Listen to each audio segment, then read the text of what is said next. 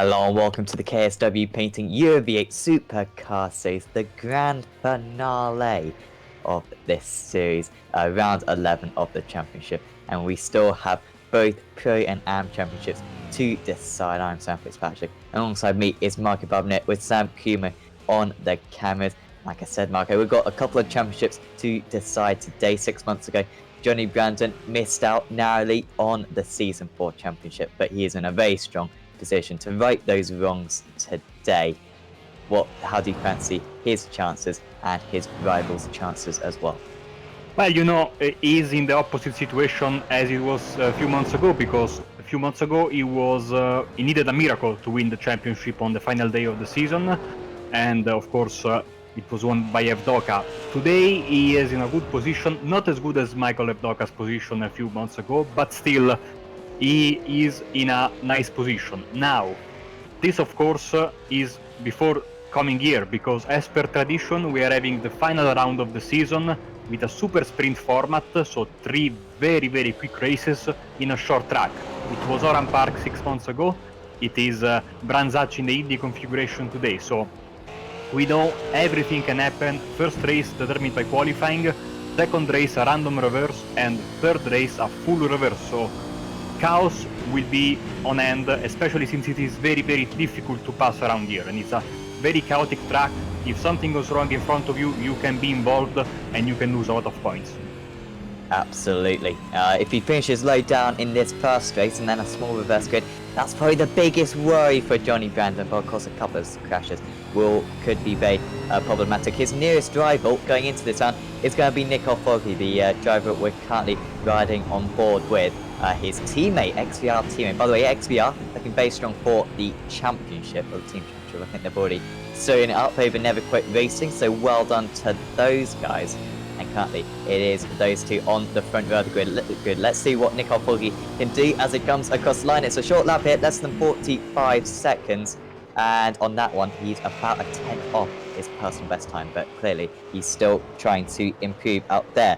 In the championship, like I said, Johnny Brandon leading the way. He's 130 points ahead, including the drop round. I don't think the points on your screen will represent that. But yeah, that's the magic number. 130 he's got to make up Nico Foggy in this final round of the championship. A further 130 points back is Tony Klusman. Unfortunately, Gene McKnight cannot make it today, which gives Richard Warmingham, who we're currently watching right now, an outside chance of maybe catching him up, but that's not really Warmingham's main focus. His main focus is on the club championship, because in that championship he is about 150 points ahead of Anthony Woodward. Just needs a couple of decent results and that should be enough points for him. He's currently on 4th on the grid, and actually a very strong 4th, Richard Warmingham. I'd say these super sprints really do give an opportunity for some of the lower drivers. Marco, last season we saw Jean-Pierre Boussalan, who we hope is watching along with us today. Certainly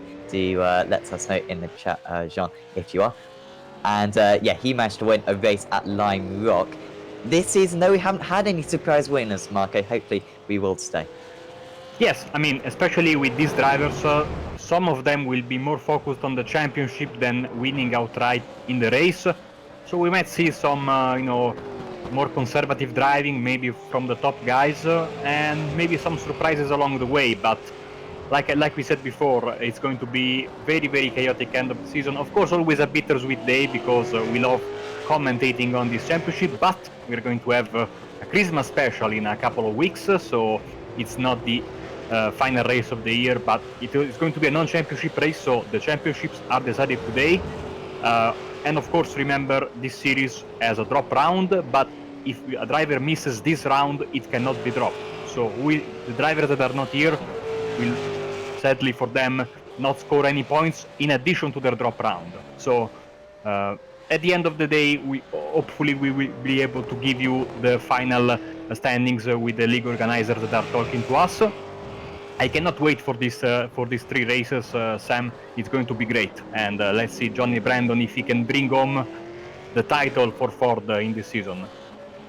Yes, first off, we love all our series, but we like this one the most. It's definitely the best one that me and Marco and Sam cover. And secondly, Marco is completely biased to the Ford drives out there. You do not want to know what he said earlier on. You don't want to know what I said either in terms of bribery. But anyway, Gary Croft, currently 5th on the grid. He could be a dark horse as well. And of course, with such a short circuit, it really does give an opportunity for some of the drives up there. It's not necessarily the hardest circuit of the season. And I think overtaking as well, Marco, going to be incredibly difficult today. The one word we got from Tony Klinsmann, who's a bit of our strategist as well as a very quick driver, he said, going to be very difficult to overtake. I think that pretty much sums it up. For these guys, these very competitive drivers who aren't going to make too many mistakes, I think really turn 2 is the only opportunity. And so, if you can start high up on the grid, you're going to have a very good chance. Yes, we were talking with Tony before the race, and that's exactly what he said, and I agree with him. It's going to be very tough for these guys, and they are especially concerned about the reverses, because it's going to be tough to make up positions in a race that is not very long. And of course, remember last time we had a super sprint in this series, it was at Okayama Short, and in the second race we had, I think, the biggest pile-up in the history of this championship, so danger is always around the corner. Hopefully that won't happen on that scale, but we have to be very careful, and especially that first corner, Sam, as you go down the hill at Paddock Hill Bend. It's very easy to clip the inside curb, wash on the left side of the track, on the outside, and if there are cars on your left side, you're going to bring them with you, and usually we see a lot of big shunts there in the first corner in all the series. So hopefully they go very nice and calm into that first corner. Yes, fingers crossed. We want to see as many drivers up there as possible. Currently got 70. Kip Stevens has currently just joined the server. I've never seen him take part in one of these races. It is free entry. If anyone feels like signing up for Season 6, certainly do. It will be getting back underway in about mid-January. I think will be the first round of Season 6. It's a free series, despite the broadcast. They are sponsored. I don't actually know who the sponsor for this round is. I don't think we have one. But yeah, so certainly do sign up. And Kip Stevens, well, he's not going to get a qualifying lap in, unfortunately, but it looks as though he's going to take to the grid, so that will be very good. A wily fox is Kip Stevens, I think, and certainly watch out for him, maybe to surprisingly get his way up through the field. Just looking at the two XVR boys on the front row, Marco. 2 100ths between the pair of them. Even if Nico Foggy can't get the points haul over Johnny Brandon today, I'm sure he'd like to beat him out and out on pace. Yes, and it's going to be a great battle. I mean, it's fitting that Brandon Foggy and Klusterman are first through third on the grid. Speaking of the grid, I think we are ready to give you the official starting grid. Yes, here we go. Yep, Johnny Brandon on pole position, like I said, by about a quarter of a tenth over his teammate Nico Foggy. Tony Klinsmann, well, after a good run of pole positions, still only a tenth of pole, certainly do watch out for him. He's got pretty much nothing to lose as the Quick Racing driver. Richard Warming makes it an XVR 124 in fourth. And then it's Gary Croft starts in fifth with Nikolai Bogotayev just behind. That's strong from Bogotayev. Only 1/1000th ahead of second place in the club championship. Anthony Woodward. Sam Buzan starts in 8th with Alex Mass in 9th. And it's Dominic Sori, Sergei Glasgow, David Fielder, Clyde Whiting, Bill Switzer, Greg Branch, Miro Hraski, and Kip Stevens hopefully will take the grid as well in 17th place. Who's going to win this one, you think, Marco? Is it going to be Brandon starting this evening on a high? Well, he starts from pole position. He's the easy pick for me to win the race, so I'm going with Johnny. Okay, I'll go with Tony actually. I'm going for a surprise. I'm hoping to see Abu Dhabi 2016 with maybe Foggy getting ahead and holding up Brandon into the pack. Who knows what we're going to see from this? Hopefully, we are going to get a fantastic championship finale. Johnny Brandon, remember, leading by a healthy margin over Nico Foggy. They line up alongside each other on the front row of the grid. And we are going to start the final evening of the KSW Painting UMV8 Supercar Series, Season 5. And away we go. Foggy gets a really nice start on the outside. He might be able to challenge his teammate Klinsmann right on his tail. But running wide is Nico Foggy, and he's lost the position to Tony Klinsmann already. An awful start for the number 2 XVR driver, just behind Gary Croft and Nikolai Bogatyv moving up the field. Warmingham's had an awful start. He's dropped down into 9th. Apart from that, not too many bad starts out there. Bill Switzer's dropped to the rear of the field seemingly. And we've got a spinner, Nikolai Bogatyv, I think that was, and Anthony Woodward. So surely the championship in the AM is surely over now with Woodward, with significant damage out there, grabbing all the while, but out in the lead. Johnny Brandon, well, he didn't need any help with the championship, but Tony Klusman has just given him a big hand. And now I see Gary Croft in the pits as well. So Brandon is the leader in front of Klusterman and Foggy.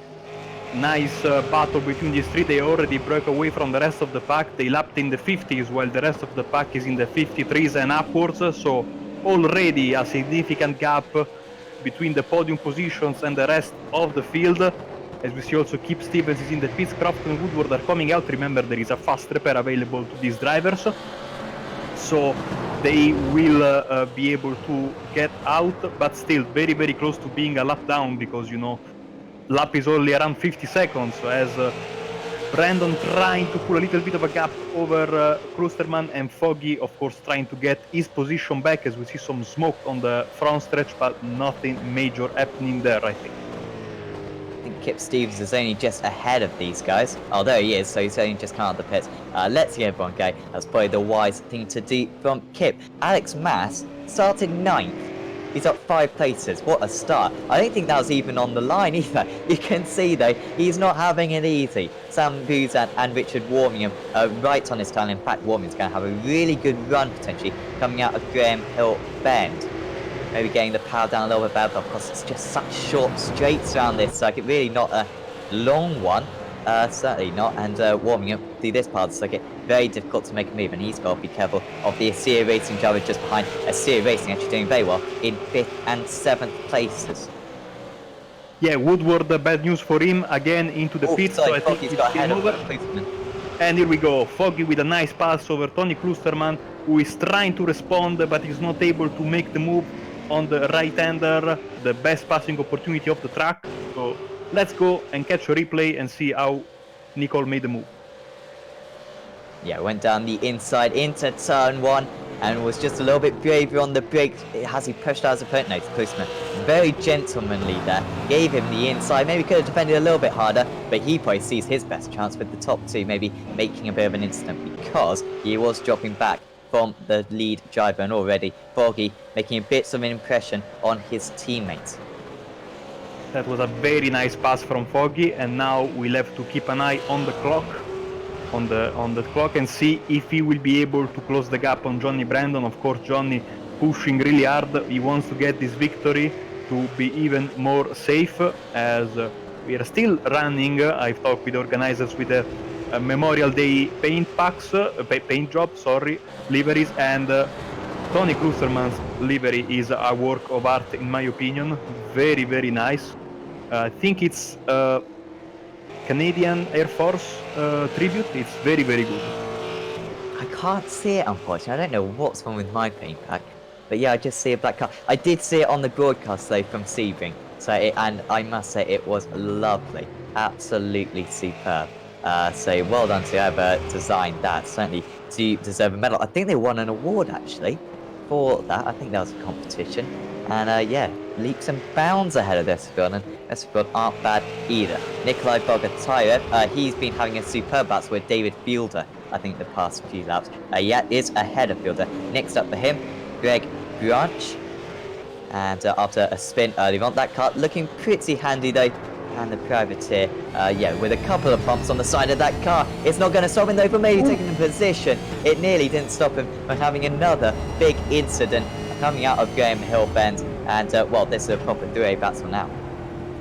Yes, and look at the clock, 45.4 for Brandon, 45.1 for Foggy. So Foggy is really pushing hard. Also Klusterman going just a bit faster than the race leader. Klusterman has got some damage on his car, by the way.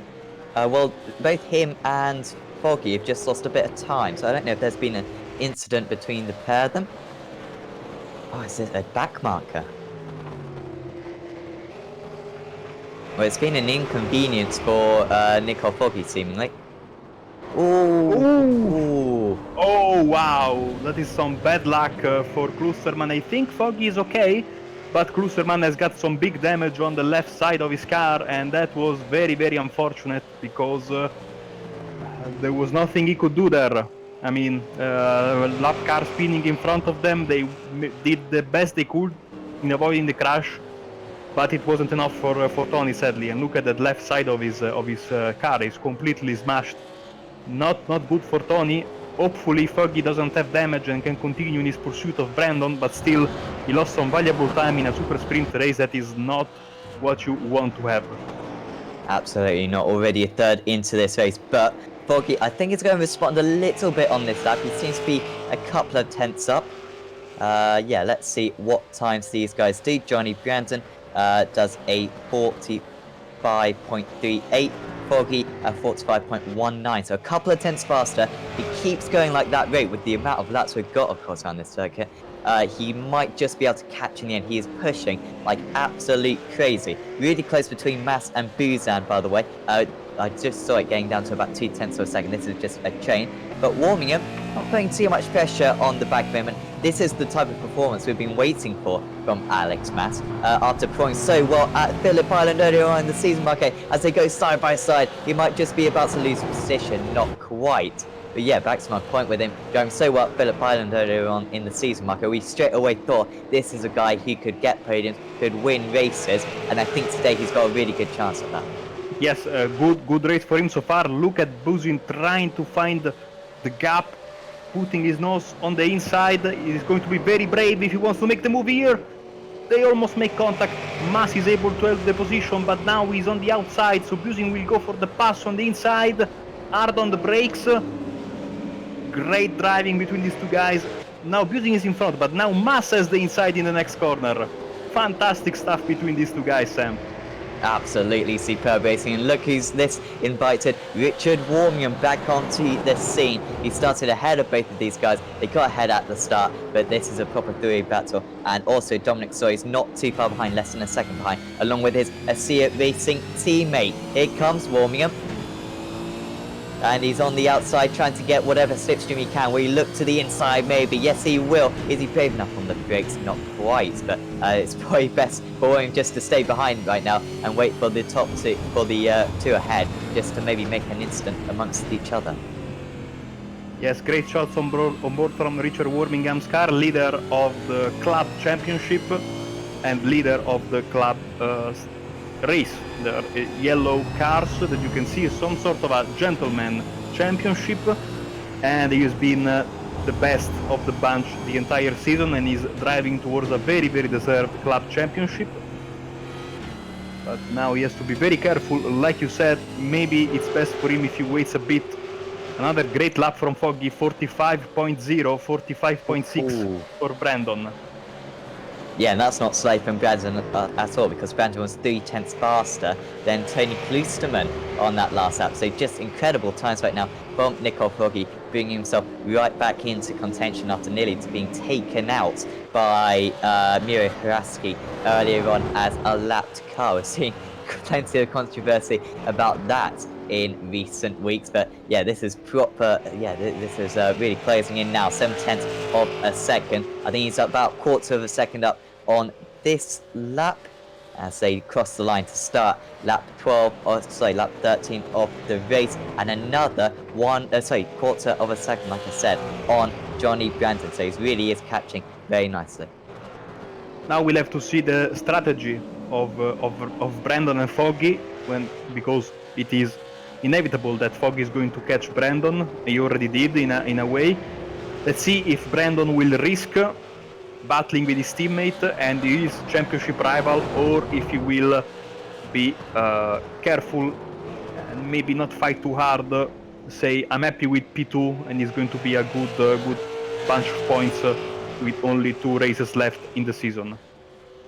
It's getting closer and closer, only 4/10 of a second. This is dive bomb territory. But really, the only place where he can dive bomb is into this next one, into turn 2, and he is right on the tail of his XVR teammate. Will Brandon defend? Not at the moment. Taking a bit of an earlier apex, that's a decent defensive mechanism.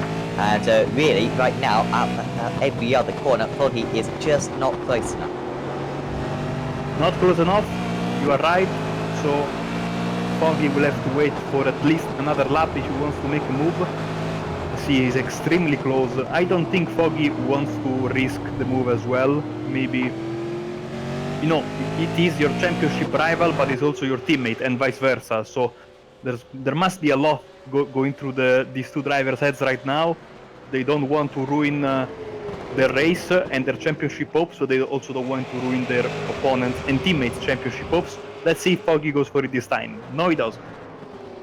Yeah, just a little bit too far behind. He keeps on getting to within about quarters of a second coming out of turn 1. I think he needs to be within about 1.5 tenths if he's really going to go for it. They don't want to make contact. We haven't seen these guys make contacts all season. In fact, we've seen very few wheel-to-wheel battles amongst each other.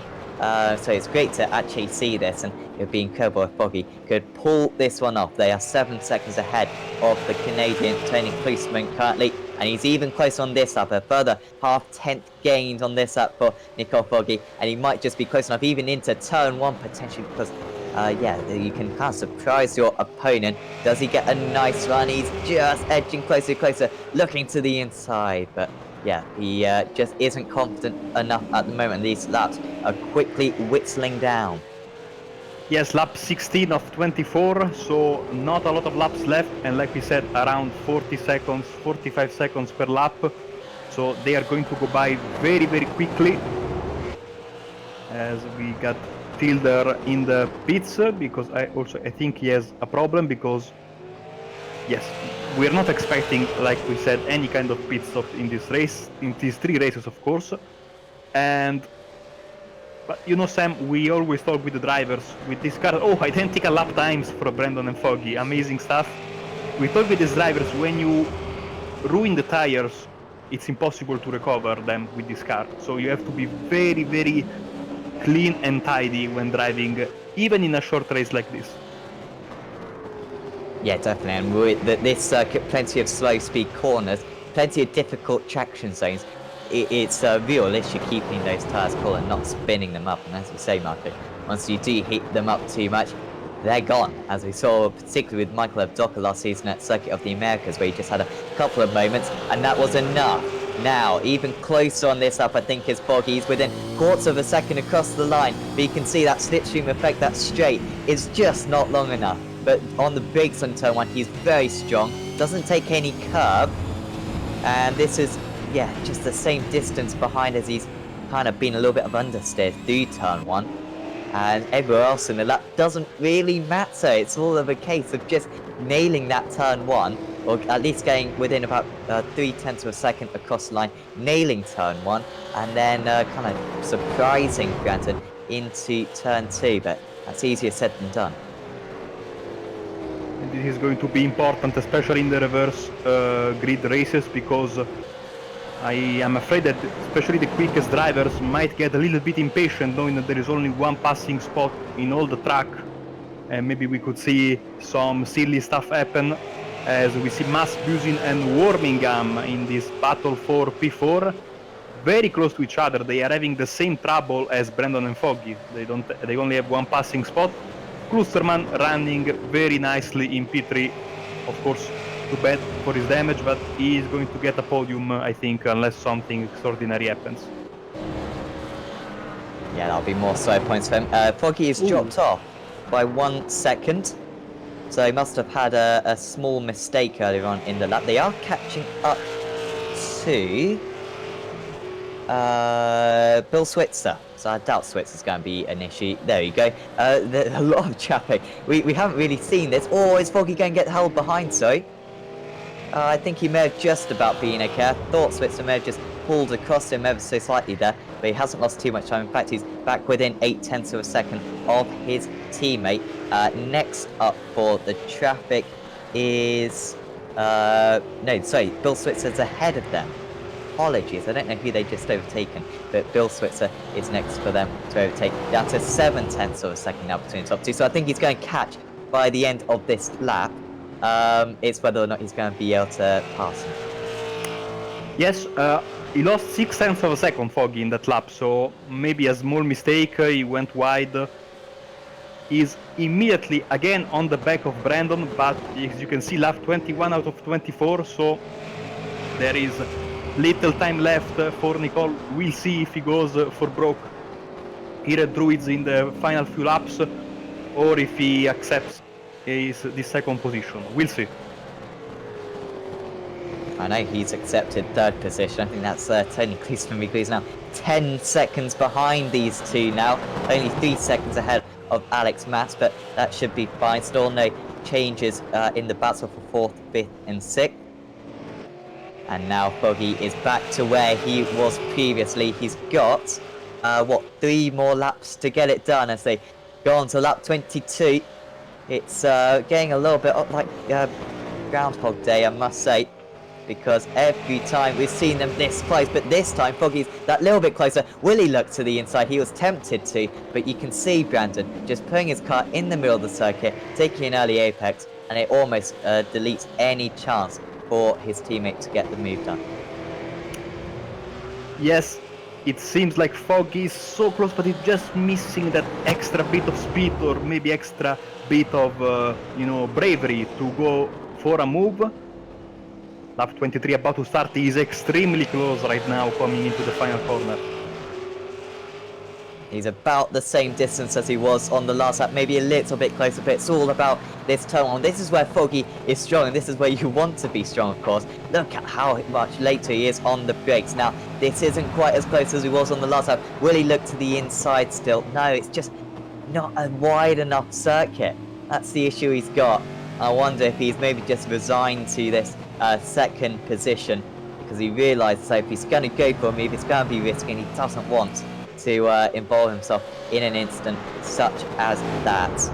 And he's only got one more attempt at getting it done.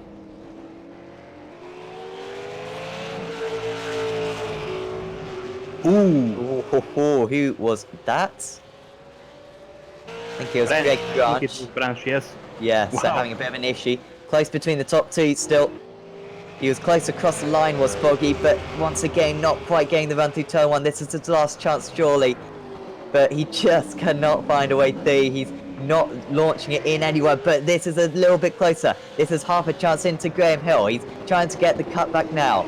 Final half a lap, final very short lap for these drivers, and having to go defensive is Brandon. Foggy's closer than he's ever been through this part of the circuit, but round this, it's pretty much just one line, trying to get the cutback. He's going to try to get his teammate on the run to the line, but I think it's going to be Johnny Brandon, championship leader. He could well be the championship winner by the end of the day. He's going to beat Nicole Foggy to the line. What a battle between the pair of them.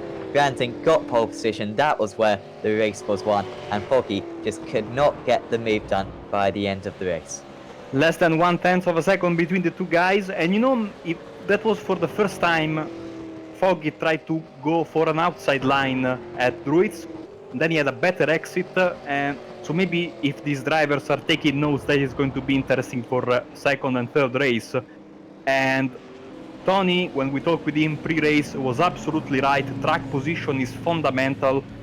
These second and third races will be absolutely crazy, because the fast guys will want to get their positions, but they are going to have a lot of problems in making them. So I cannot wait for race 2 and race 3. This race 1 was very, very good with this nice battle, and only 1/10 of a second between them. That was incredibly crazy between Brandon and Foggy, and congratulations to Klusterman for P3 in the end. Yeah, and also well done to Alex Mass, 4th place. I think that might be his best result of the season, or maybe he's got 1 4th position before. I'm not quite sure, but either way, well done to him for the Escape Virtual Racing Team Driver. And we can now go through the results. Also, well, actually, I'll mention it in a second, but Johnny Brandon takes away the race victory by 0.096 of a second. Very, very close between the two. It was close in qualifying as well, even closer than that. Really is evenly matched, these two drivers. Foggy should start ahead on the reverse grid. Maybe that's going to be his best chance, because overtaking Brandon is going to be difficult today. Tony Klusterman, after that contact with the back marker, was pretty happy with 3rd place in the end, running with a little bit of damage. Alex Mass, fantastic result, as I said, in 4th. Sam Buzan for SCA Racing, well done to him in 5th. Richard Warmingham, he's pretty much got the club championship sewn up now in 6th. Dominic Sori for Assyria Racing, 5th and 7th. That might be their best result of the season in, 7th place. Sergei Glasgow, a little bit under the radar, but he finished 8th, a very strong 8th. Clyde Whiting getting a top 10 in 9th. Then it's Nikolai Bogotyv recovering from a spin earlier on. Then it's Gary Croft in 11th, had a bit of an issue up there. Then it's Greg Branch, Bill Switzer, David Fielder, Kip Stevens, kept his head, kept our trouble. Miro Haraski finished in 16th, and Anthony Woodward unfortunately had to retire 22 laps down. And now, Sam, I think it's time for the reverse grid. Yes, the wheels on your grid, screen right now. Let's spin it. It's gonna be interesting in the second race because I think then we will see the top 2 in reversed. So can Johnny Brandon make the overtake on Nicole Foggy? But for the wheel, we get 14. 14. Now, Marco, you gotta remind me, if they're within 2 laps, or is it within 1 lap? Only drivers on the lead lap. I checked this morning. Well done, you. You are clearly more organised than me. Gary Croft then will be on pole position. It's a reverse grid of 11. Well, he hasn't won a race this season, Gary Croft. I don't think he's even got a podium. I think he is looking very strong, though, for that second race victory, though. Nikolai Bogotyv will start on the front row with him, with Whiting and Glasgow just behind. Really, the 3 top runners are going to have a long way to get through the field. We certainly do look forward to it. We'll be back in about 25 minutes' time for race 2, the penultimate race of the season in the year of the 8s. The most realistic online racing sim ever made. This is iRacing. Detailed laser scan tracks, fully dynamic real world cars, and over 50 series to choose from. 6 online world championships offering over $100,000 in annual prizes. This is the original esport racing game. This is iRacing.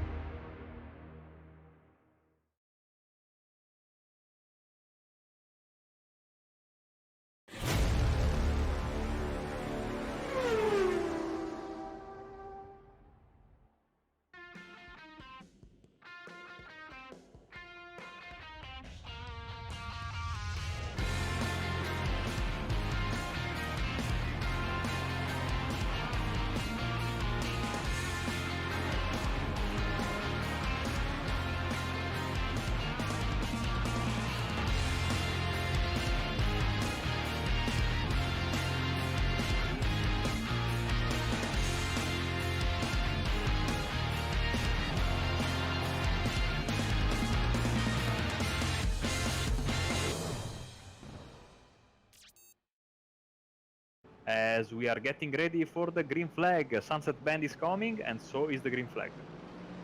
Jamie Ayres once again leaving a big gap, and he is still staying pretty much within the rules by just going a little bit wide. Gets a nice run out of that final corner. Lee Dima is relatively close, but I don't think he's going to be able to challenge him down into turn 1. No, he's a long way behind. Rick Cullen staying in P3 with Stephen Burke already getting past Ronald Mees, and in fact Ronald Mees has lost another position to Chris Dane, so not a great start for him.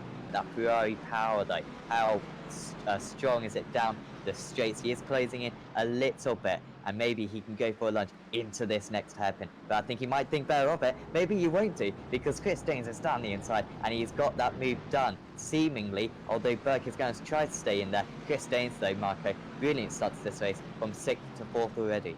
Basically, he's in a very good position, Jamie, yes, whichever way you look at it, but he will still want to get in those points. Nice and early today, and Chris Danes, after an awesome start, is round here Sebring, and he's right to the rear of the field.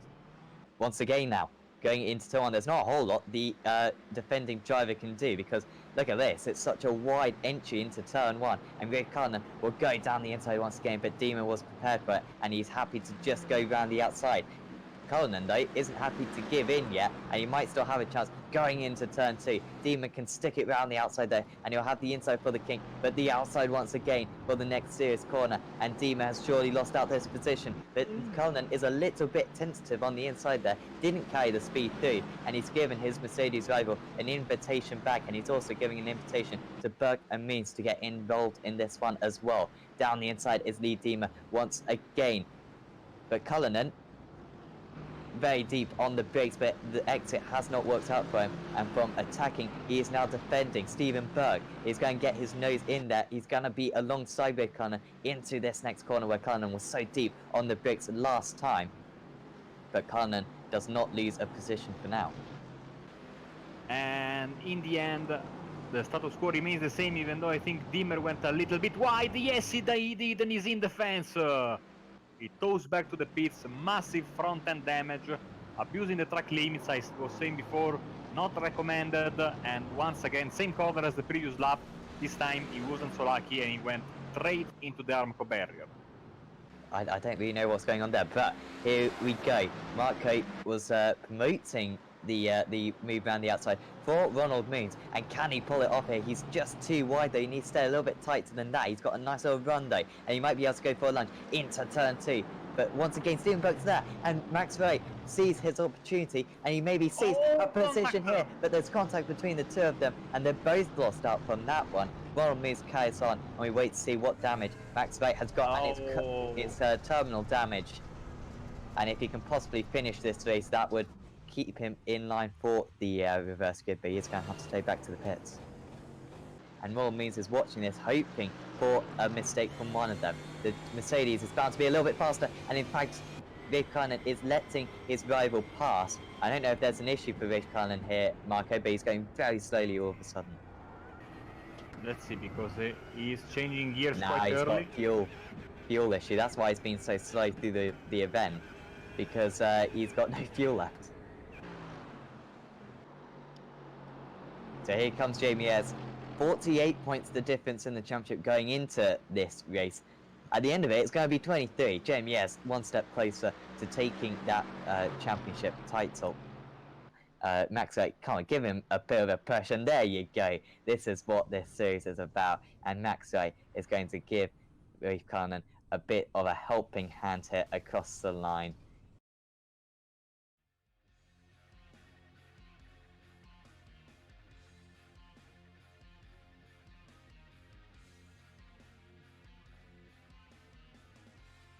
Welcome back. I don't see a safety car, Marco.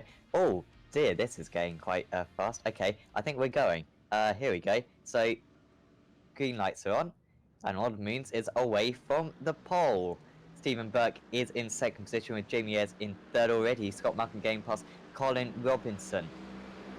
But nice start for Moons. He's got to be strong straight from the start. And here is Malcolm getting an awesome start. They're all off the circuit though. Oh, what's going on?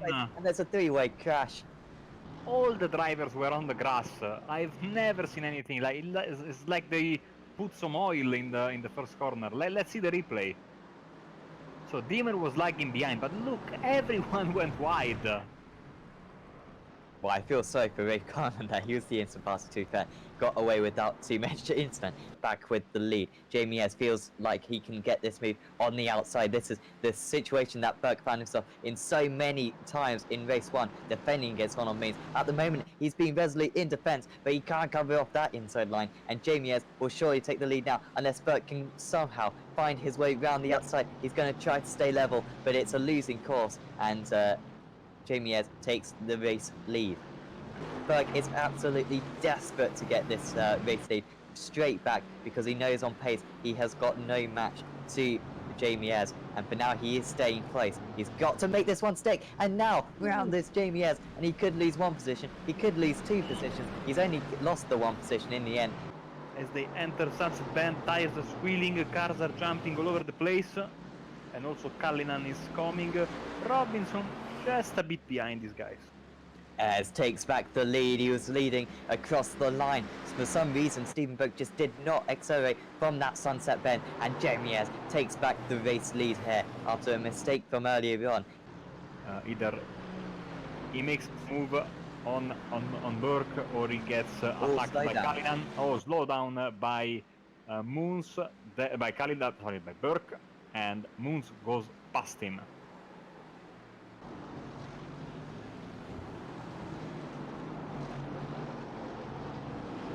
Oh! Moons to throw away a 2nd position, his 2nd podium of the day, and here it was. Just got on the curb seemingly on the outside, and Marco, if you do that lots of times, then that's kind of bound to happen eventually. Yeah, a classic Sebring mistake.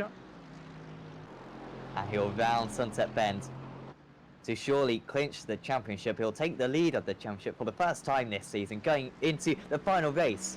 And Jamie S wins here at Sebring. And of course, we should just point out, well done to Colin Robinson. He is the champion in the Murray Walker Cup. I think we might already be getting away. No safety car once again. Standing start once again. Jamie S, will it be once again for him taking away the flag? Away we go here at Sebring. Stephen Burke staying relatively close going into turn 1, but I don't think he's going to be able to mount an attack with Cullinan under a bit of pressure. Burke goes for it though, and he very nearly made it. That was really brave there from Stephen Burke. Cullinan holds on to P2 with Ronald Moons already gets him past Colin Robinson. Right is around, I think. There's some tire squealing. Oh yeah, he's in the fence. Wasn't going well for Max 8 before this after this bit of a slowdown, and just getting on the bumps there, I think, Marco, and that was enough. Back to the front. Burke is in first. What happened? Straight away had to turn out a bit just to yeah, make sure that he didn't spin. Let's see. Yeah, that was what happened. And Michael Docker did it at Phillip Island. So 3 drivers have done it so far this season.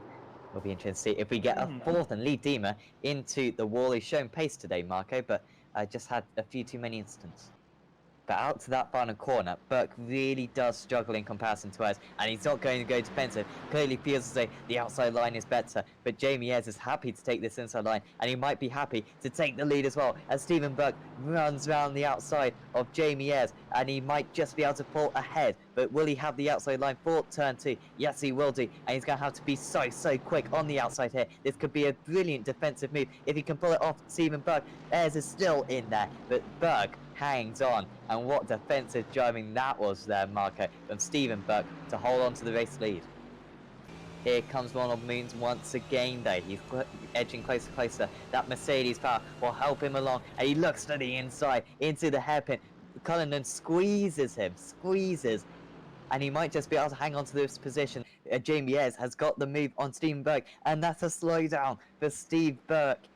Ah, dear. Whilst the BMW has been replaced by the M6, and look at this, side by side for first place, virtually Burke and Ayres. What has happened to Jamie S? We'll have a look at that just in a second.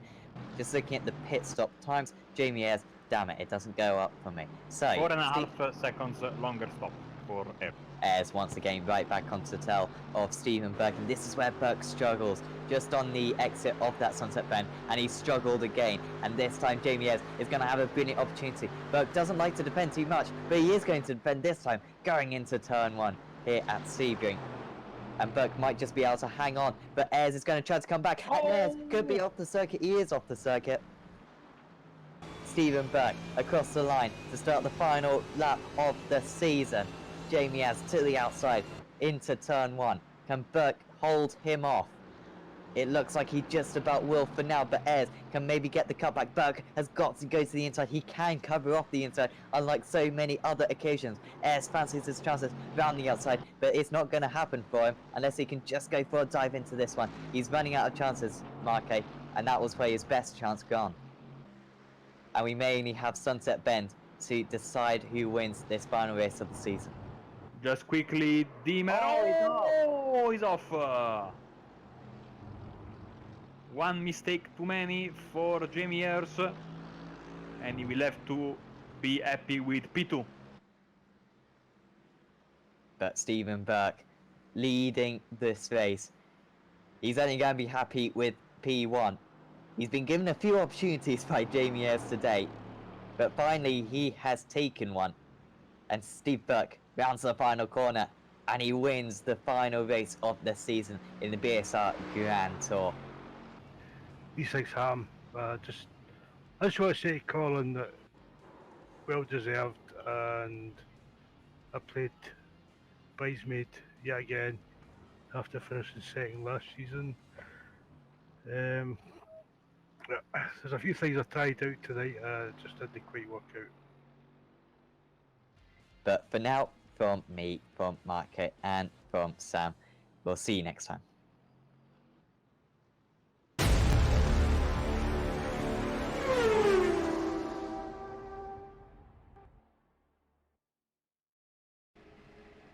We will wait and see.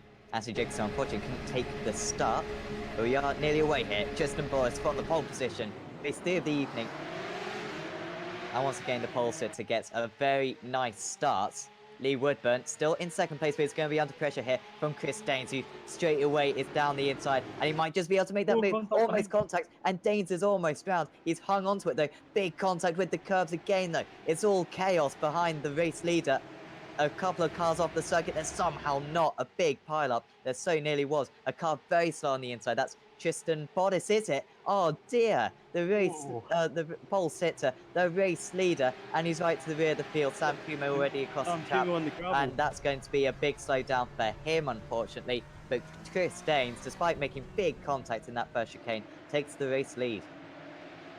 And despite him falling to the rear of the field, you would not count him out of even a podium out there. But he's going to have a long way to go. And Chris Daines, from the race lead, has binned it. Coming out of the chicane, I cannot believe it. Chris Daines. And all the front runners having their issues. It means that Rafe Cullinan, at the conclusion of this opening lap of the race, is the race leader.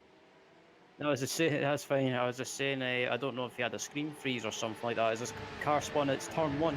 Oh, big contact as well. Tristan Bodice, the race. And yeah, he's that as well. Is that Jim Flanagan? Jim Flanagan's round. Tristan Bodice involved and Flanagan involved. So yeah, contact between the two teammates. This is the only battle that really matters right now. It's so Which has got a run in Cullinan. Cullinan, once again, a little bit slowed down the pit straight.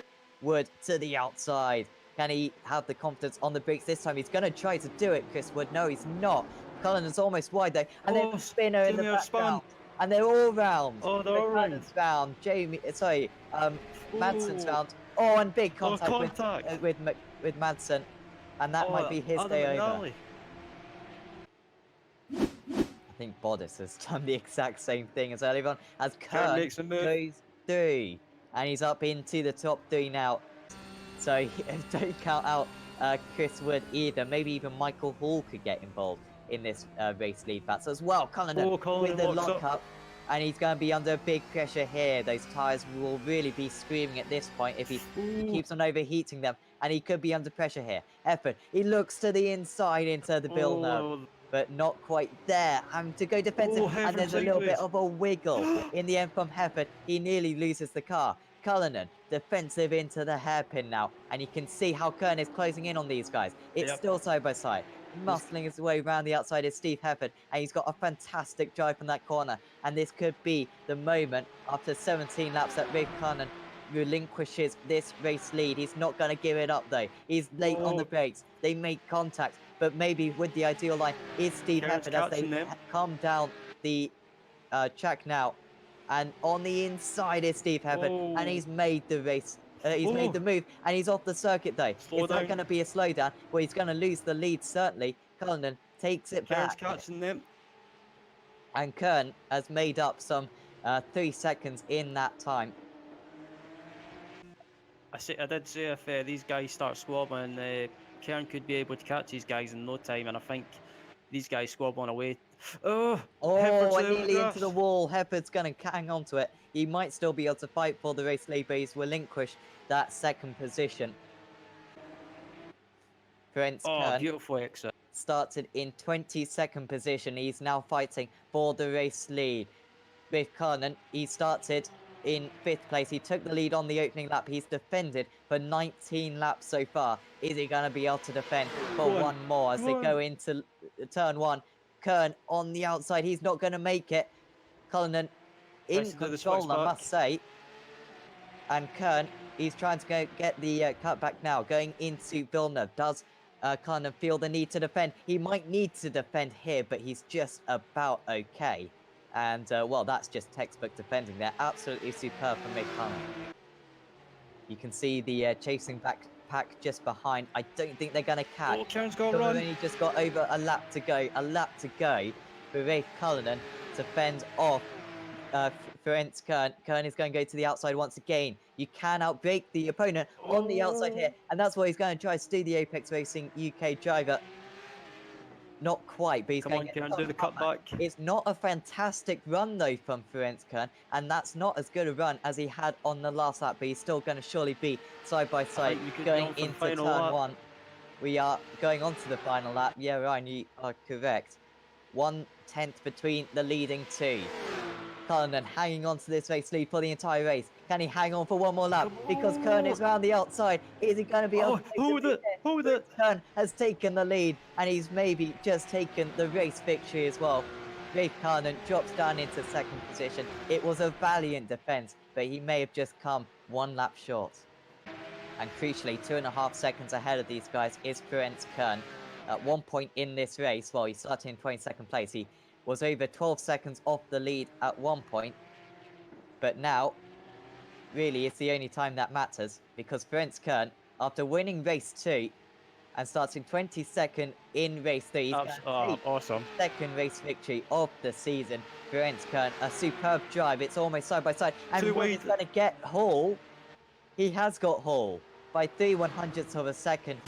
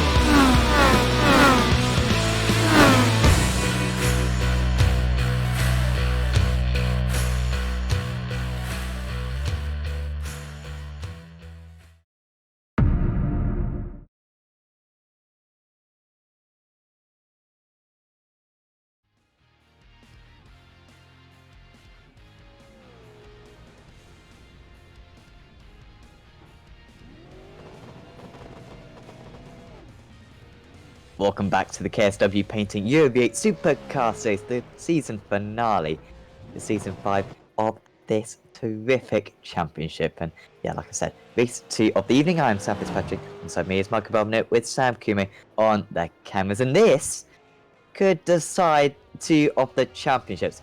I think Woodward needs to outscore Warmingham by about 60 odd points. It's to make up the club championship. And after race 1 victory, Johnny Brandon is looking very strong for the overall championship as well. He needs to outscore Nico Foggy by a handful of points, I believe, in this one, and he's still got one more to go later on. Yes, of course, reverse grid, and as you can see, the grid is on your screen right now with Gary Croft and Bokatayev in the first row, Whiting, Gaskov, Soiree and Warmingham in the top 6, and Busin and Mass, Klusterman and Foggy in 9th and 10th with Brandon in 11th, and then the guys that were 1 or more laps down, so Gregory Branch sitting in P12, and after him we will have, of course, Bill Switzer, David Fielder, Kip Steven, Miro Rasky and Anthony Woodward. So like we said earlier, Brandon, Foggy and Klusterman running all together, they will have to be very careful because it is tough to pass. They have a lot of cars in front of them and we are ready to go. Here we go, race 2 of the evening. We have no idea what to expect from this one.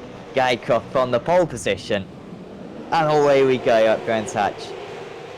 And Croft gets a really nice start, pulls away from the rest of the field. It's almost 3 wide going into turn 1. Clyde Whiting with a really nice start. We've got a couple of cars on the inside there. I think that was an Asia Racing driver with a little bit of a poor start. Klusman's got a fantastic start. He's up 5 positions. How's he done that? And he's got one of his teammates only just ahead. Whiting is off. And yeah, Whiting is off the circuit, so Klusman now up to 3rd. He's got Bogatayev next. Further down the field, Johnny Brandon's up 1 place. Nico Foggy's up a couple of places, but what a start for Tony Klusman. Yes, Tony had a fantastic start. I am surprised he didn't get a slowdown because he caught a lot of the first corner, on the right-hander there. And not on purpose, I think he was just lost control of his car. Using... And also Brandon getting past Foggy as well, so that's very important. And Buzan into the wall. It was 3 wide between the 2 XVR drivers and Buzan's teammate Sori. And that allowed Brandon to pass Foggy, I believe. And so, yeah, chaotic start here. Klusman, though, up into 3rd place. It's still Croft leading by about a second over Nikolai Bogatayev. And what a job Bogatayev has to do now for Gary Croft. They're not teammates or anything, but we would super appreciate it if he could hold back Tony Klusman. You can see Warmingham gets onto the scene as well. We could potentially see a train, and at the moment, Klusman not getting much pressure. This was his start. Yeah, let's get a replay from his on board, and you can see he had a fantastic start. Great jump.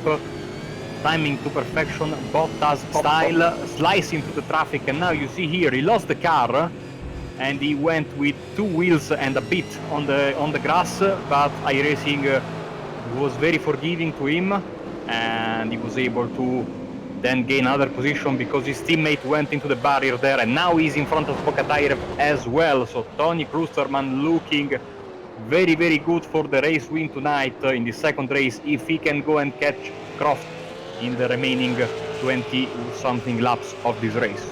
Well, I think he's certainly going to catch him. The question is, can he pass him? Tony Klusman, quite an aggressive driver at times, but he's also very experienced. He'd like to end this season on a high if he possibly can. A driver, you should really be fighting for the championship because he's been able to match Brandon's pace at most races. Hasn't been super unfortunate necessarily, just a few mistakes. Here comes Brandon. He's trying to get past. That is Glasgow. He's trying to get past Glasgow though on the inside, and Foggy's only just behind, and Foggy could get a nice run here. They're both going to get past Glasgow, I believe, and can Foggy apply a bit of pressure? No, and he's getting used to that livery, which he carries himself. He may have even designed it himself. He probably knows it a whole lot better than he did at the start of this evening though.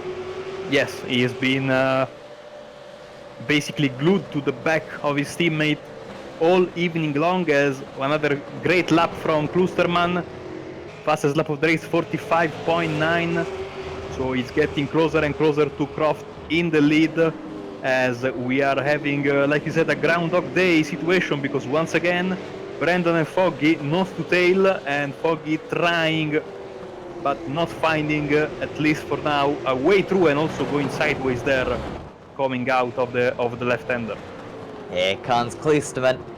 That livery is intimidating enough, but I'm sure the driver inside is even more scary right now for Guy Croft, because up 7 positions already is the Canadian. And Cross, well, is he a sitting duck here, or can he repel this this attack from the Never Quit Racing driver?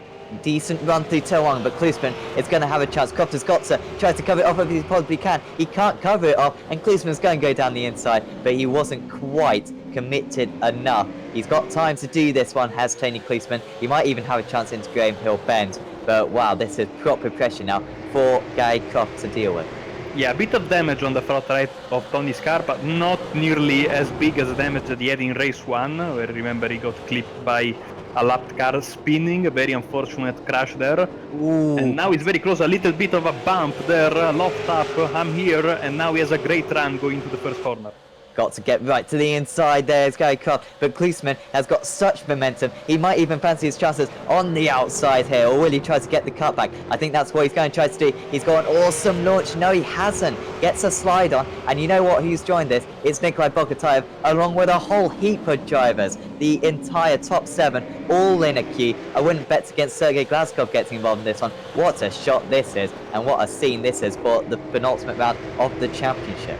Beautiful stuff, and you see not even Klusterman can make his move on Croft despite being faster all season, championship contender. No disrespect to Croft, he will be the first I think to admit that Klusterman is being quicker this season than him, and when you cannot make a move, look at that, like the first 7 cars all close to each other. Once again Klusterman going for it, but no way through again. And good job from, Gary Croft has to do this 16 more times and he will win the race. Easy, no? Oh, and there's an XVR driver, that's Warmingham. Is he round? Yes, he is round. Oh, that's disappointing for Richard Warmingham. He had an outside chance of a win, but he's now going to be behind both of his teammates. And he's got to be careful from Sergei Glazkov. He's going to go down the inside, and they're both round. And, well, you could see that from a while away. As Sea of Racing driver goes through, it doesn't seem like there's going to be any more incidents. That's so frustrating for Richard Warmingham from 4th to 12th. Yeah, I think Soiree clipped him, so I think he will have a little bit of damage on his car, or maybe not. We'll see. This created a little bit of chaos and slightly broke up this front pack, but they are going to get close once again very quickly, because if Klusterman cannot find a way past Croft, and so far, apart from one occasion, Croft has been defending his position quite comfortably, if that can be said. Not very easy with Klusterman all over your back, but still, he's been able to defend his position without too many worries so far. I'm sure the sweat falling from his brow would disagree with that statement, but I see your point, Marco. He hasn't come under hasn't been completely harassed for this entire race. But here comes another opportunity for Klusman. He's on the inside here, and he might just stand a chance. Surely Croft is going to have to defend. He goes to the inside. Has he defended enough? Klusman's on the inside, and they've made contact. Is Croft going to be able to hang on to it? He's hung on to it for the first time. He's hung on to it for the second time, and still Klusman can't get the move done. Down the inside there is Alex Mass. He's up into 3rd position from absolutely nowhere. Past Nikolai Bogotayev. It's Brandon, then Foggy. Can Brandon get the move done? Can Bogotayev respond? No, he can't quite, but Brandon could maybe see himself on the inside of Bogotayev here. Who gets the better exit? They're side by side, but Bogotayev, I think, should just have the slightly better speed. Now, can Foggy get involved in this one? He might look to the inside of the paddock, but the circuit surely isn't wide enough. We've got traffic in there as well. Is that going to compromise them? I think it almost did. And Brandon just about gets past Bogotayev. Now, can Foggy follow through? And, it's just on the inside. Sorry, with going into Graham Hill Bend. On the outside goes Nico Foggy, and he has got past himself. What an incredible lap that was, Marco. We expected fireworks, we're having fireworks, and now Tony is in a little bit of trouble, because look at that, Alex Mass is all over the back of him, so maybe he got some damage to his front left in the double contact he had with Croft. Croft seems to be okay, but maybe Klusterman has got a little bit of damage. Yeah, perhaps he has, because he's lost his momentum seemingly. It was an ambitious move from Klinsmann, and that second contact in particular was very clumsy. Credit to Gagcroft, 2 fantastic saves. Matt is looking so aggressive. None of these guys have anything to lose. That's the thing. The other couple of guys have got something more to lose, I imagine. But all they want is the race victory here. And Alex Mass, an aggressive driver, he is not going to care about Tony Klinsmann's 2 championships in this series. He is just going to see him as any other opposition, I'm sure. And once again, the pack slowly coming back together after being broke up once again with the chaos. You know, we haven't considered this because these are very short races, but with the amount of trouble that we're having, lapped cars and traffic are a real opportunity, a real thing. And so far the lappers have been very, very accommodating, moving and slowing down a lot. Of course, we had the sad occurrence of Tony in the first race, but still, they are always a distraction. And yeah, once again, the top 5 are all together. Yep, not more than half a second between each of them. And well, it looks right now the most likely Joe who's going to make a move is Alex Mass, because all over the back of Klinsmann. Klinsmann really just not having his own way. He was struggling in race 1. He didn't have a stellar qualifying either. And Mass is looking like a man on the move. He's right on the tail now, taking both a bit of curb, and actually this is a real opportunity. Will he look to the inside? Alex Mass, no. In the middle of the circuit was Tony Klinsmann really fending off that position. And the XBR boys just behind Brandon and Foggy, fighting amongst each other as well, of course. And Bogatire is catching these guys as well, slightly, if they start fighting. Fantastic stuff. Fantastic race. 11 laps to go. There will be 10 laps to go when we cross the start-finish line. Now, Klusterman is close back on Prost. Mass is very close to the back of Klusterman, and I think, yeah, you are right. You are absolutely right on Alex Mass. He will be aggressive. He will go for a move, and also Klusterman goes for a move. He doesn't find a way through. Wow. Klusterman wants this race victory. He sure does. Really look to the inside here, into turn 2. Tony Klinsmann, has he been able to make an amazing move? Gagcroft on the outside, and they make contact, and through into the lead goes Johnny Brandon. Well, if he needed any more luck than that, then, well, he didn't. And here comes Alex Mass. He's not going to give up on this race victory. He got on the brakes, the wise thing to do, but it may have just cost him the race lead here. But he feels as though if he's going to win this race, he's got to get the move done right now, does Alex Mass. And he's right on the towel. This is, yeah, now or never for Mass. Can he respond against the champion-to-be with Nico Foggy only just behind? We look to the inside into turn 1. He's a little bit shaky, because if he leaves it a couple more corners, then Brandon's going to be gone. And now goes Foggy on the inside, and he almost make contact.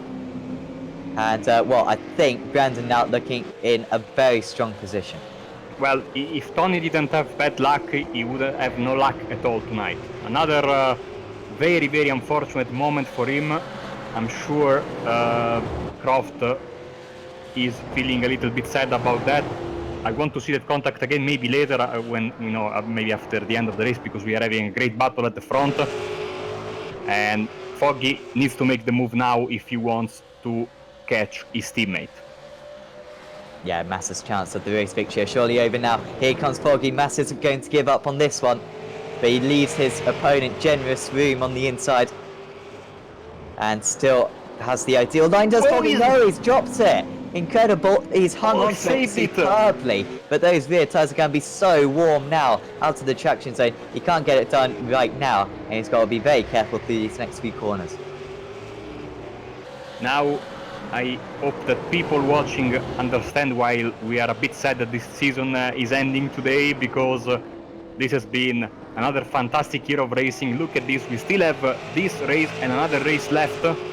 And we see Foggy looking at the rear end of Mass's car, not finding a way through. Brandon running away in the distance, in the lead, and towards the championship as well. yeah, technically with the incident points, you can theoretically get, you know, 100 instant penalty points. Oh, here comes Foggy. And that should be game done then. So Foggy up in second place. He's 1.1 seconds behind his teammate.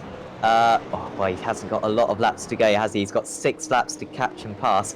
He had about 20 laps to catch and pass in the last race. He couldn't get it done. So going to be tough now for Nicole Foggy to get to the end of the race. To win this race, sorry. 46.4, 46.5 for Foggy. But he had to make a move. So I'm quite confident he's still faster than Brandon, like he showed in the first race. But like you said, not a lot of time left in this one. Little bit of a mistake there from Foggy. Mass is still close, and until you have that presence behind you, especially of a very aggressive driver like Alex Mass, you are not 100% focused on driving well, hitting your apexes and focusing on getting closer to the car in front. Also, we have to say, track temperature is really high today in this second race. As we can see, Woodward and Soiree battling it out for P6, with Kip Stevens having a very nice race waiting in the wings in P8. Yeah, we haven't been able to pay too much attention to these guys, despite them having a really nice race of their own. And yeah, like I said, Woodward in 7th place. He's going to make up a load of points on Victory Road. I think it's too late, unfortunately, from his perspective. As he looks to the inside, he looked for the first time, backed out. Then we kind of realised he had half a chance. And he's side by side with his rival at the moment. He can't do the dummy into Graham Hill. And actually just gets stops on the exit of the corner. Now comes Kip Stevens. He's going to go on the inside. Ooh, ho, ho. Couldn't quite make it. Well defended there from Anthony Woodward.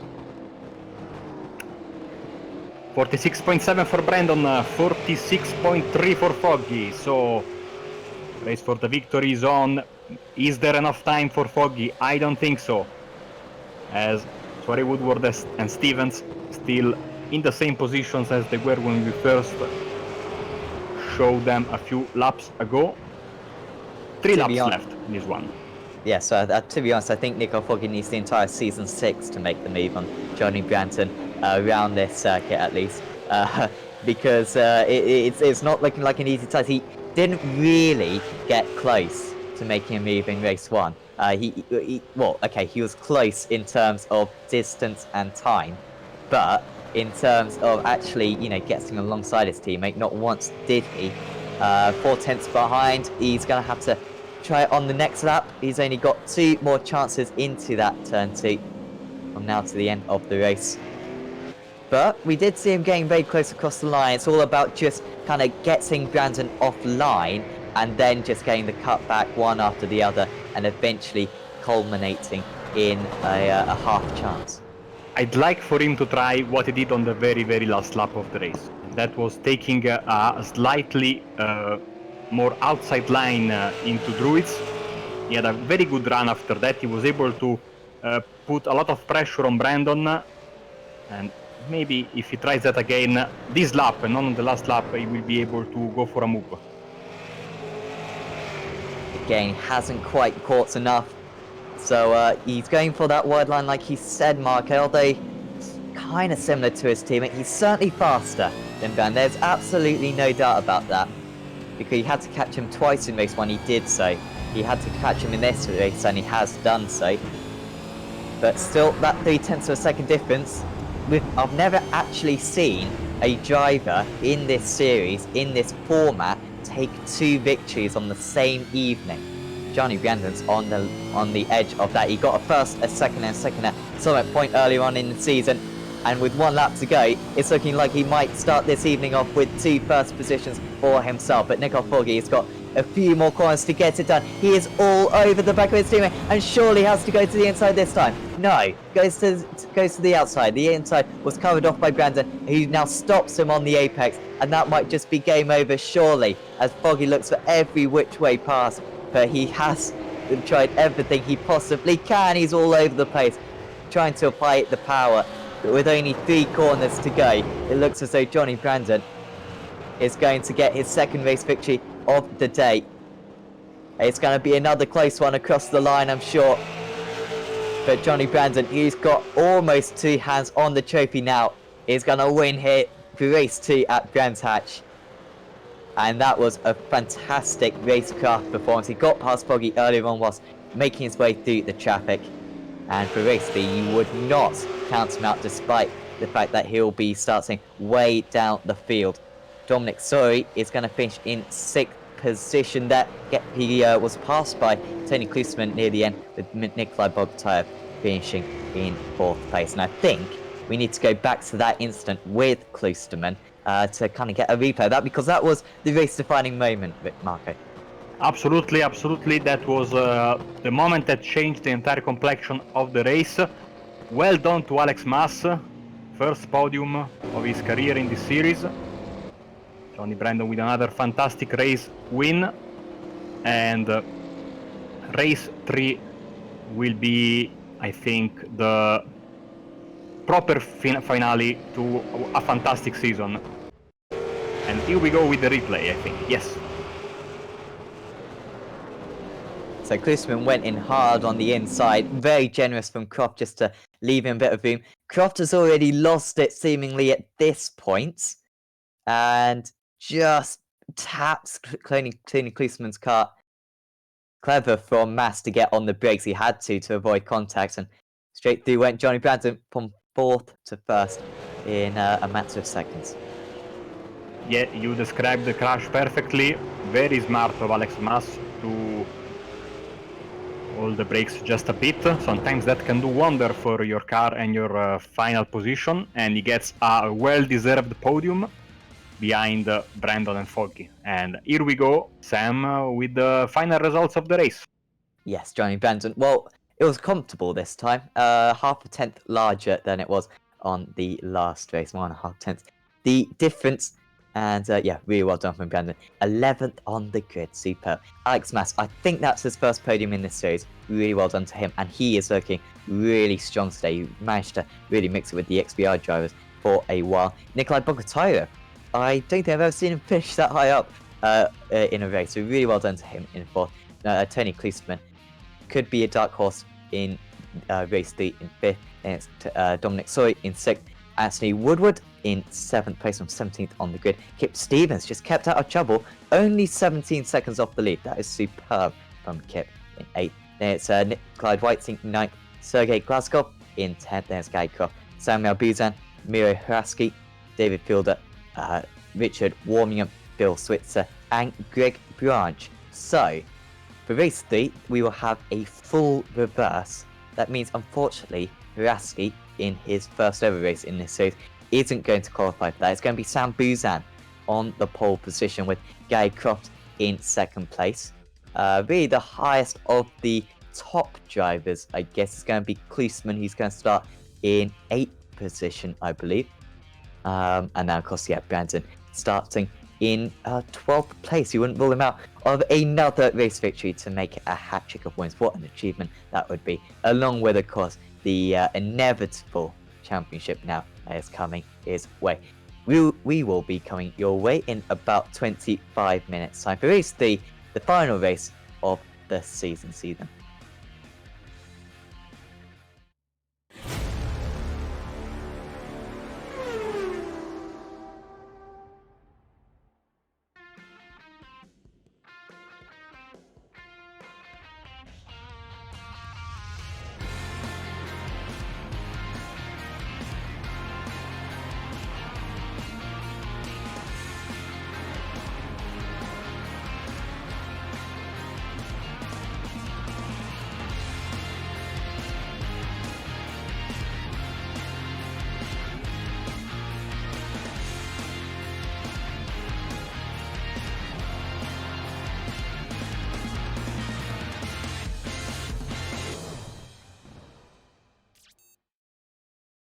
As we are getting ready for the green flag, Sunset Band is coming, and so is the green flag.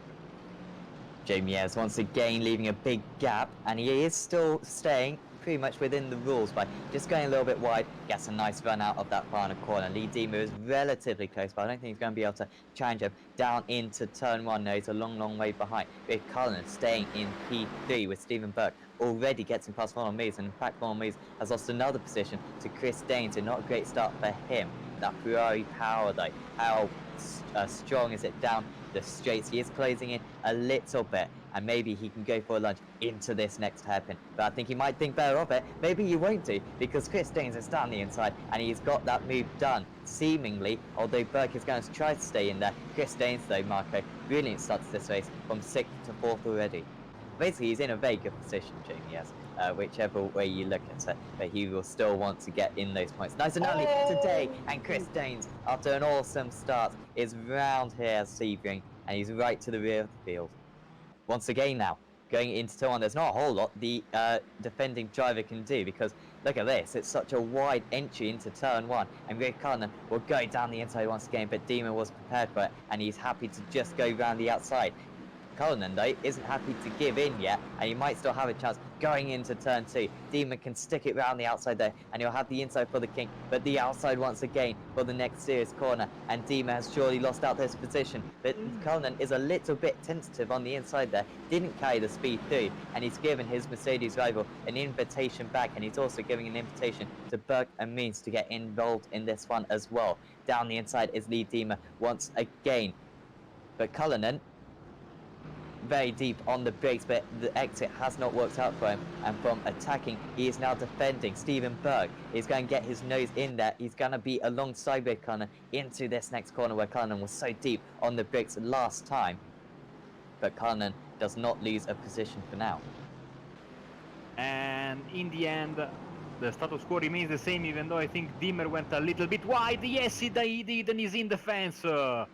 He toes back to the pits, massive front-end damage, abusing the track limits, I was saying before, not recommended, and once again, same corner as the previous lap.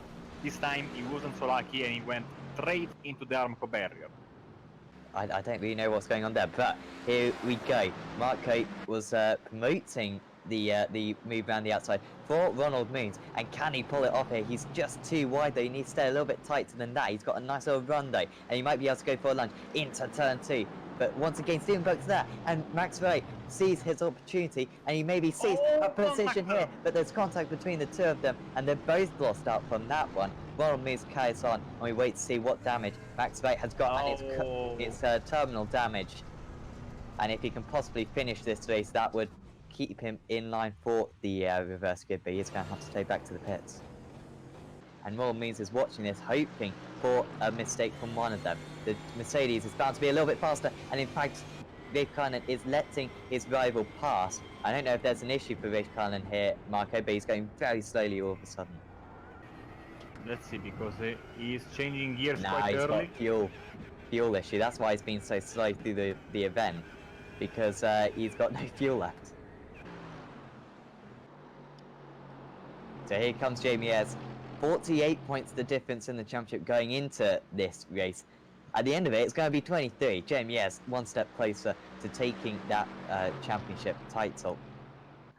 Max Ray, come on, give him a bit of a push, and there you go. This is what this series is about, and Max Ray is going to give Rafe Cullinan a bit of a helping hand here across the line.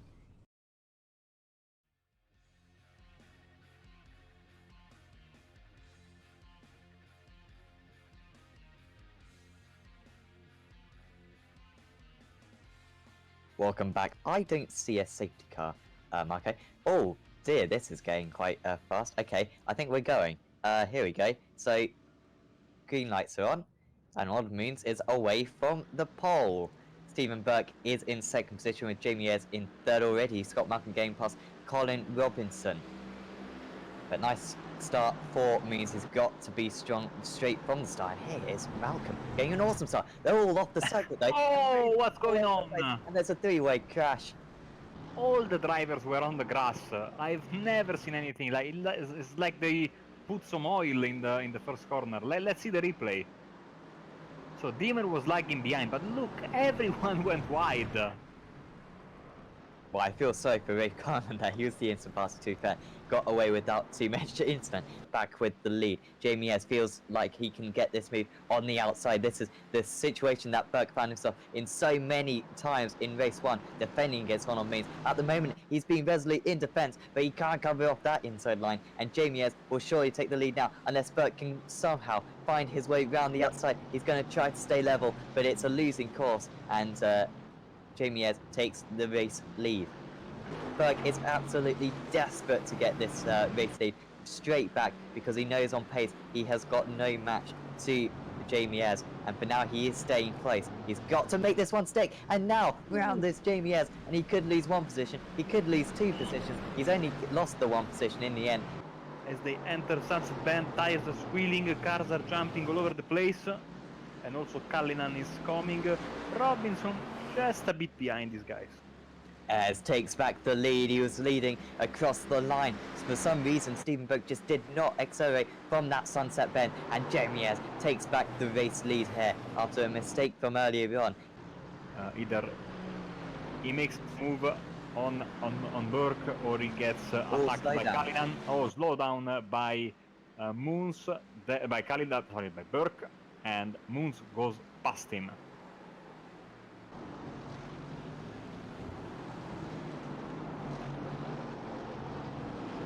Oh! Moons to throw away a 2nd position, his 2nd podium of the day, and here it was.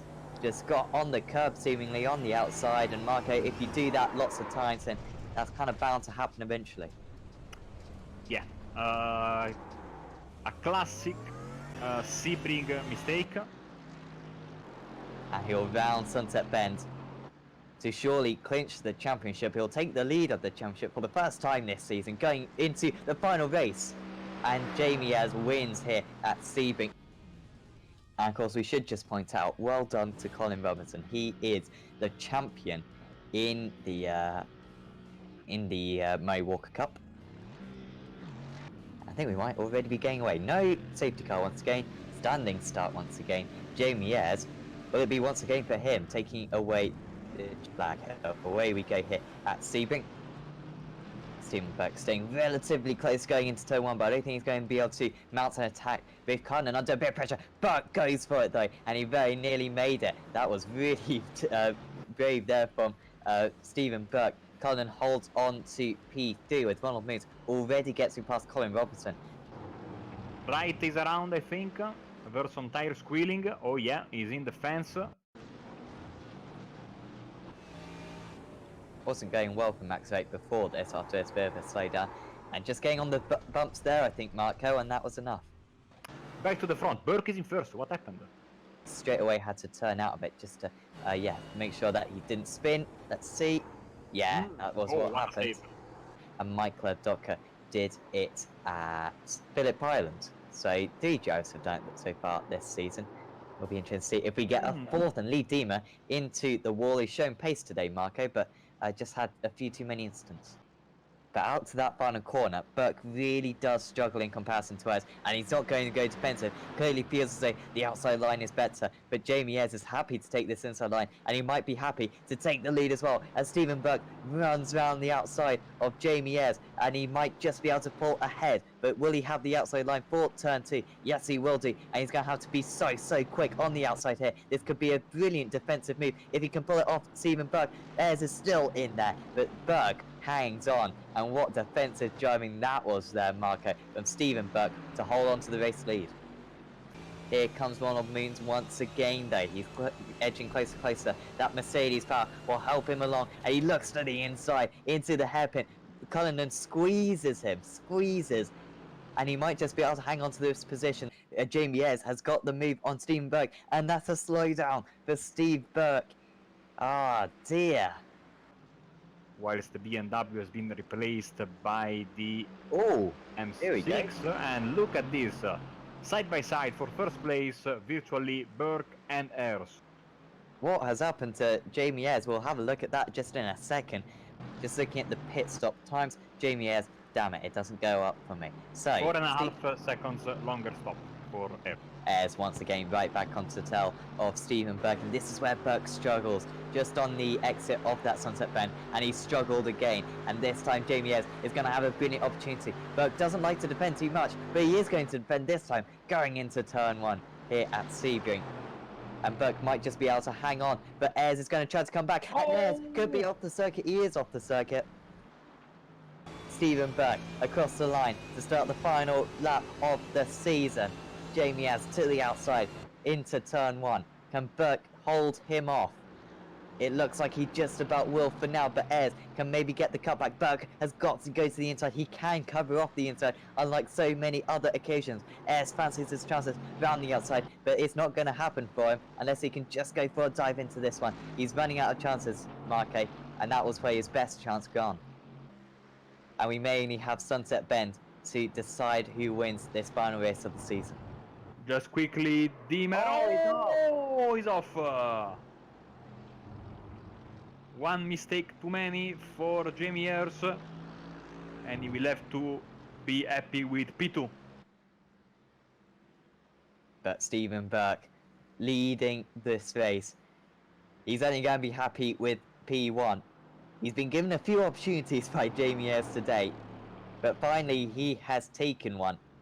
And Steve Burke rounds the final corner, and he wins the final race of the season in the BSR Grand Tour. These things happen. I just want to say to Colin that well deserved, and I played bridesmaid yet again after finishing second last season. There's a few things I tried out tonight, just didn't quite work out.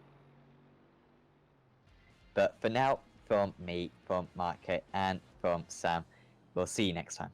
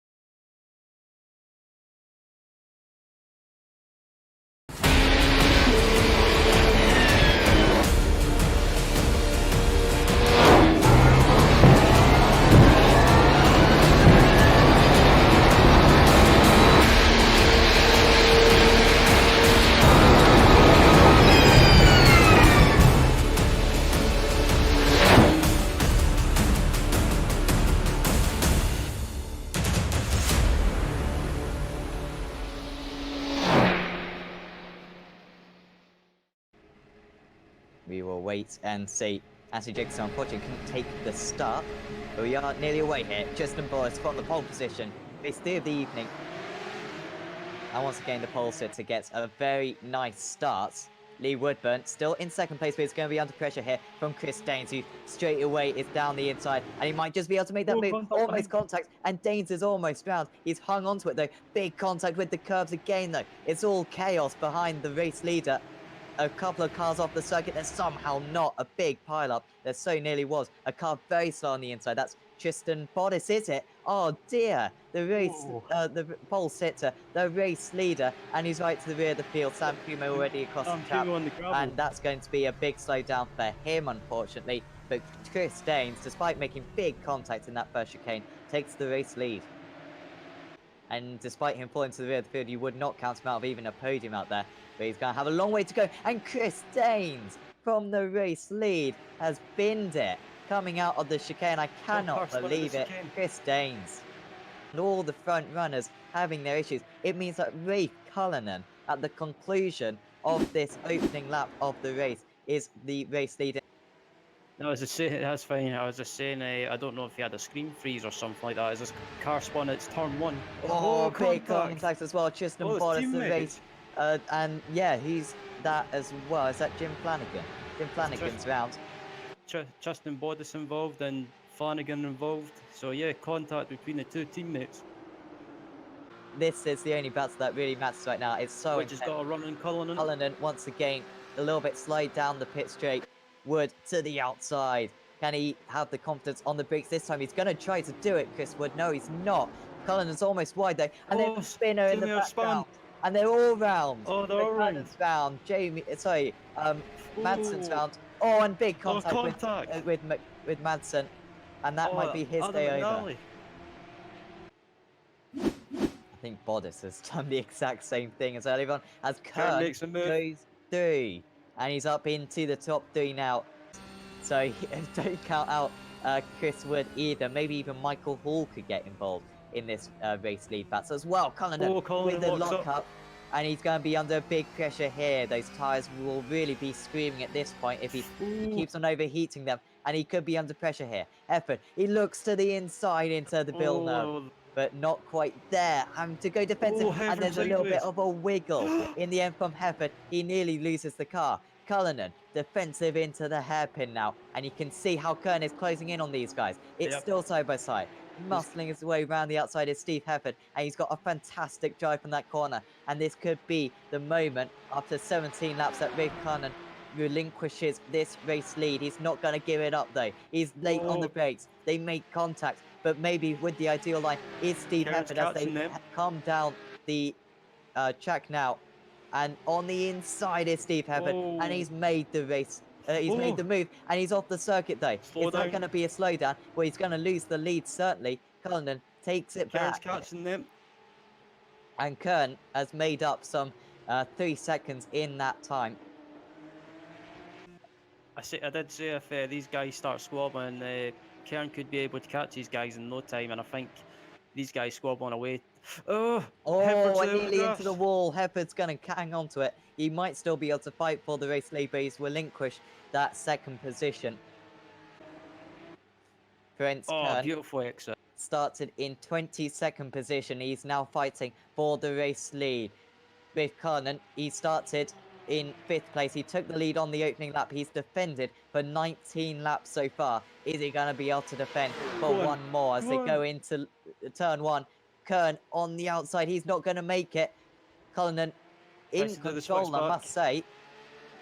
And Kern, he's trying to get the cutback now. Going into Villeneuve. Does Cullinan feel the need to defend? He might need to defend here, but he's just about okay. And, well, that's just textbook defending there. Absolutely superb from Mick Cullinan. You can see the chasing pack just behind. I don't think they're going to catch. Kern's got to run. They've only just got over a lap to go. A lap to go for Mick Cullinan to fend off Ferenc Kern. Kern is going to go to the outside once again. You can outbrake the opponent on the outside here. And that's what he's going to try to do, the Apex Racing UK driver. Not quite, but he's going to do the cutback. It's not a fantastic run, though, from Ferenc.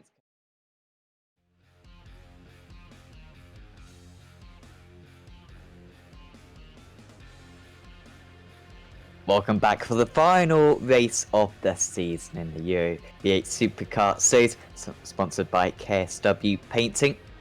I'm Sam Fitzpatrick, alongside me is Mark Abumnit with Sam Kume on the cameras this evening. And like you've said before, Marco, it's a bittersweet moment. This, it's the climax of a fantastic season, but unfortunately we have to say goodbye for it for, a month and a half or so.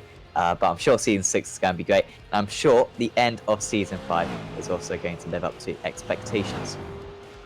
Yes, I mean, it's going to be, like I said earlier, a fitting and proper finale to this season. This one, we are going to have another great 24 laps race, full reverse, and hopefully these guys will send us into the winter break with other 24 laps of great memories, and I'm sure this is what is going to happen. Yes, absolutely. Race 2 was superb. Hopefully race 3 will also be fantastic. The grid for the final race of the season. Sam Buzant for CEO Racing starting on pole position with Gary Croft in second place. He starts on pole in the second race. Sergei Glaskov starts in third. Then it's Clyde Whiting. Kip Stevens rounding out the top 5. Then it's Anthony Woodward, Dominic Sori, Tony Klusman. Got an awesome start in race 2. Can he do the same in race 3? Then it's Nikolai Bogotayev and Alex Mas rounding up the top 10.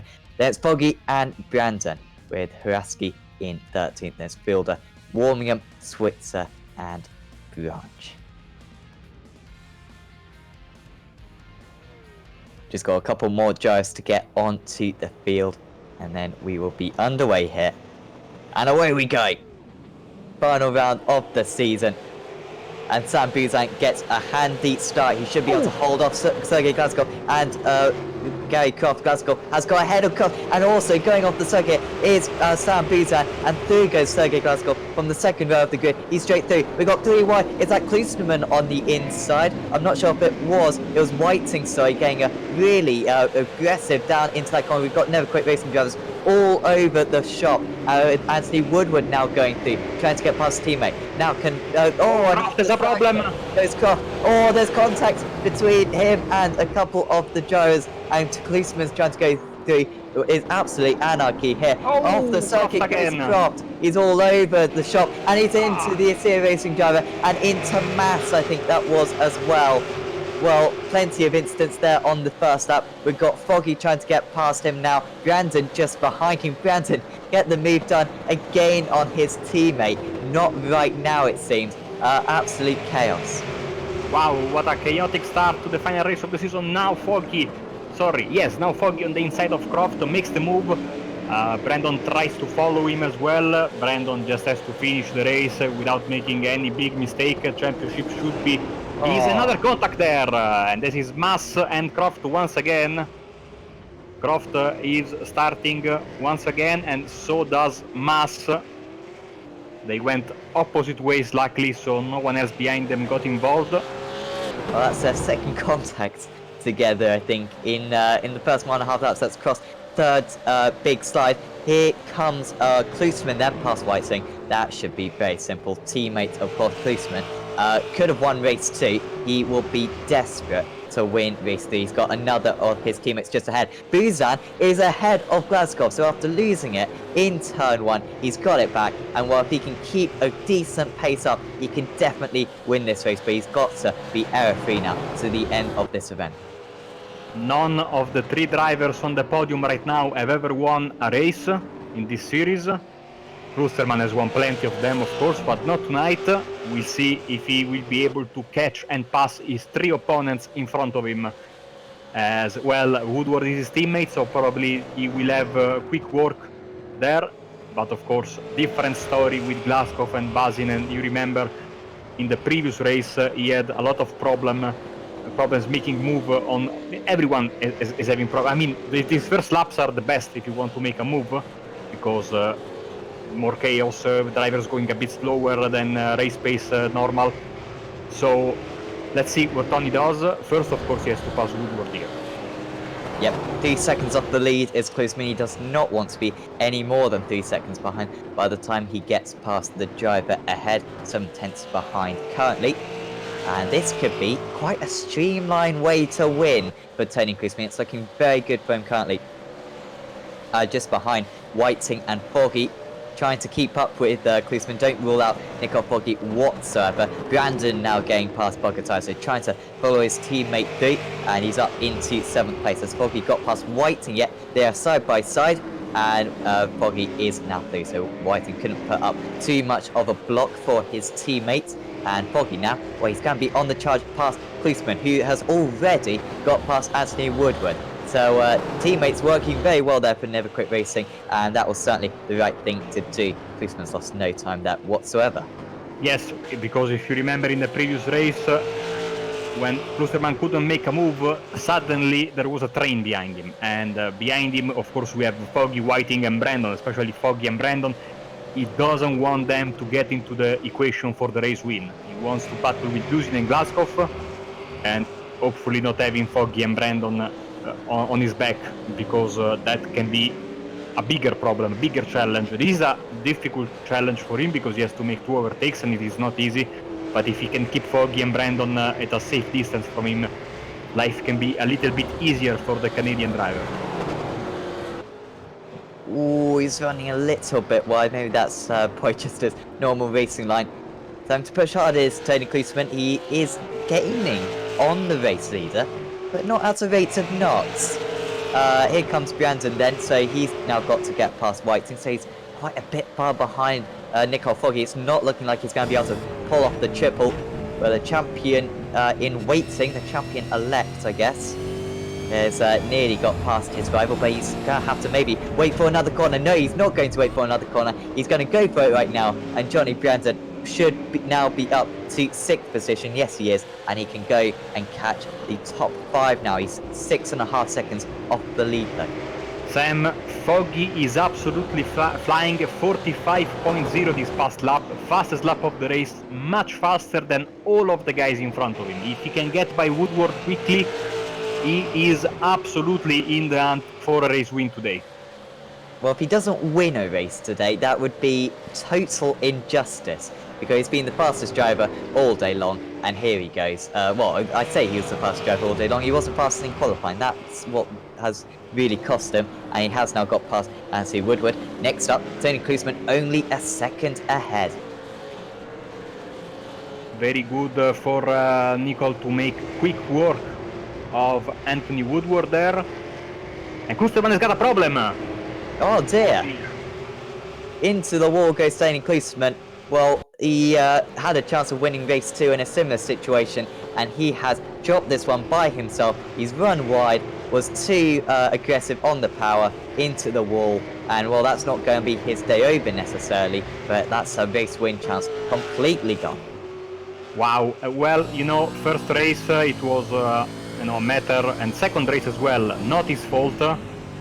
But in this third race, Tony can only blame himself, and I'm sure he's furious at himself for this mistake, because he had a very good chance at a race win, and now car is completely smashed on the front. You can see quite clearly, and he has a long way to go to Stevens and Mass warming and Bogatayrev and Whiting, and we also have to see how his car is holding up, because that was a pretty nasty hit straight to the front of the car into the barrier there. So not ideal. Well, not the way you want to finish the season, Sam, for Tony. I mean, as you can see, Glasgow Foggy, and yes, Foggy is absolutely running much faster than his opponents in front, and he will be on their rear end very quickly. But this battle back here is something else. Battle for 6th place, 5 cars in the running. Bogatayrev, great save.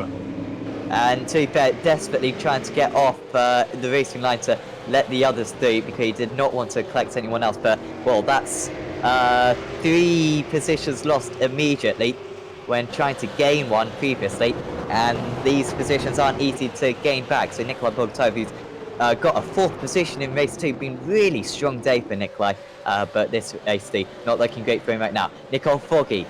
Going past Sergei Glaskov, that was very easy, and he's only got one more car now to pass. Buzan is losing time, I think, with some traffic, and he's almost lost it, and now across the circuit, is Foggy going to be able to avoid it? Yes, that was Huraski, I believe, with a mistake, and well, no offence to Murray, he's been a bit of a liability for the leaders today. He's back into the pits. And well, that could have been very bad for Buzan. Yeah, I think it was the same. Oh, Buzan, look at that! It was the same car that took out that hit Tony in the first race, if I'm not mistaken, in the same exact spot, by the way. So, not a corner he particularly likes, if it was him. And I think, judging by the livery, that it was. Foggy went through without damage, and now he's closing in on the SIA Racing driver Sam Buzan in the lead of the race. Another very quick lap from Foggy. SIA Racing been fantastic to have them along this season, and well, as a reward for that, I guess a race win would be due, but they also want a podium, of course. That would be a really good achievement. And well, Buzan, he's looking like a bit of a sitting duck at the moment. Foggy, well, he hasn't been able to make the move for the lead all day long, and he's had plenty of chances to do so, but I think this chance is hell of a lot better than all of the others combined. Oh, and he's round his Buzan. It was a tap round for Foggy, couldn't really do much about it. Buzan round and down into 5th, and it could be 6th place very soon. He was losing it coming out of the corner, and you are right, nothing Foggy could do there. Slight tap, but since Buzin was already speeding, he went around for a ride as Tony goes past Nikolai Bogatayrev there for P10. So despite the big damage, he is still hunting for positions here. So this promotes Glasgow and Brandon up, and the same goes for Woodward as well. Alex Mas is sitting in 6th place, leading this pack, or should I say Buzin is now leading this pack, battling now for P5 instead of P6.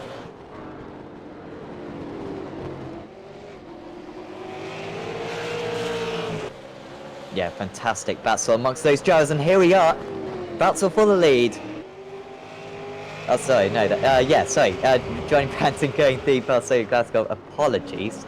He's only 2 seconds off the lead though, so we could have a battle for the lead, potentially. And yeah, Glasgow drops down to 3rd. Next up is Woodward, who's done superbly just to follow through Johnny Branton. And, oh dear, well, that's the curse. Apologies, Ant. We couldn't go final round of the season without having a commentator's curse, so... I think I've gone the entire season without one, actually. I doubt you have, Marco. I am guilty as charged, you know. Well, he's 2 seconds off the lead right now. Let's compare lap times in the next few laps. Well, on that last lap, he was 1.5 tenths faster. Can't really take too much from that. We'll see if Foggy does push too hard. We've got really close between Mas and Buzan currently. Only a tenth between the pair of them. I think Mas has just got past Buzan, actually. And also Klusman, Warmingham, Stevens and Bogatayrev are ever so close. That pack still, yes, nothing between them. Absolutely not. They are running very close to each other. Let's see now with 9 laps to go, if I'm not mistaken. Oh, Tony Klosterman is sideways and Warmingham tries to make a move on the inside. Not going to be. Now Klosterman regaining his composure, trying to... Oh, there's a car in the fence. Oh, and blowing there goes the engine. Well, I think that was Kip Stevens, yes. Oh, there goes Klusman past his teammate. He's lost his teeth. He needs some dentures, but that's not stopped him from going straight through. And, well, Whiting loses a couple of positions. Oof, wow, what a pass there from Tony.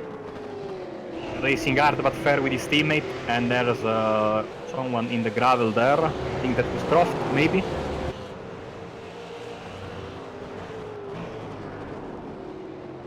...17 laps in the books. Oh, this is a Mas with Mas. Mas going for the pass.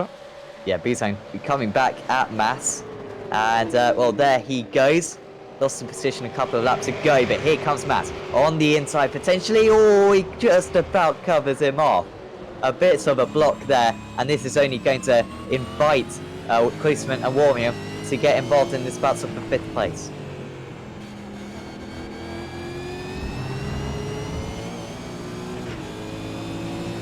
Still side by side, going back into the shortcut that makes it possible to run on the Indy track. 45.3 for Foggy, who was consistently faster than Brando in the previous 2 races, and this is confirming to be true as well, because 45.7 for Brandon, so Foggy looking very good for the race win. And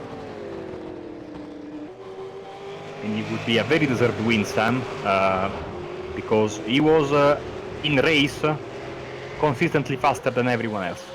Yeah, absolutely. He's been the fastest driver today, except from qualifying, as I said earlier on, which has cost him so bad. But really does show the quality of the field when, you know, Nico Foggy hasn't won this season. You think, you know, winner of the World GT, so we've got another incident, I think, maybe in the pits or something, not quite sure what that was about. Up from smoke. But yeah, of course, Nico Foggy won the World GT Championship, one of the most respected league championships really out there. And he's also been right at the front of the BSR TC. for him to not win this title. Admittedly, Johnny Brown's got a little bit more experience in the car, but also Tony Klusman and Jay McKnight and Michael Cracknell as well really does show the quality of this field.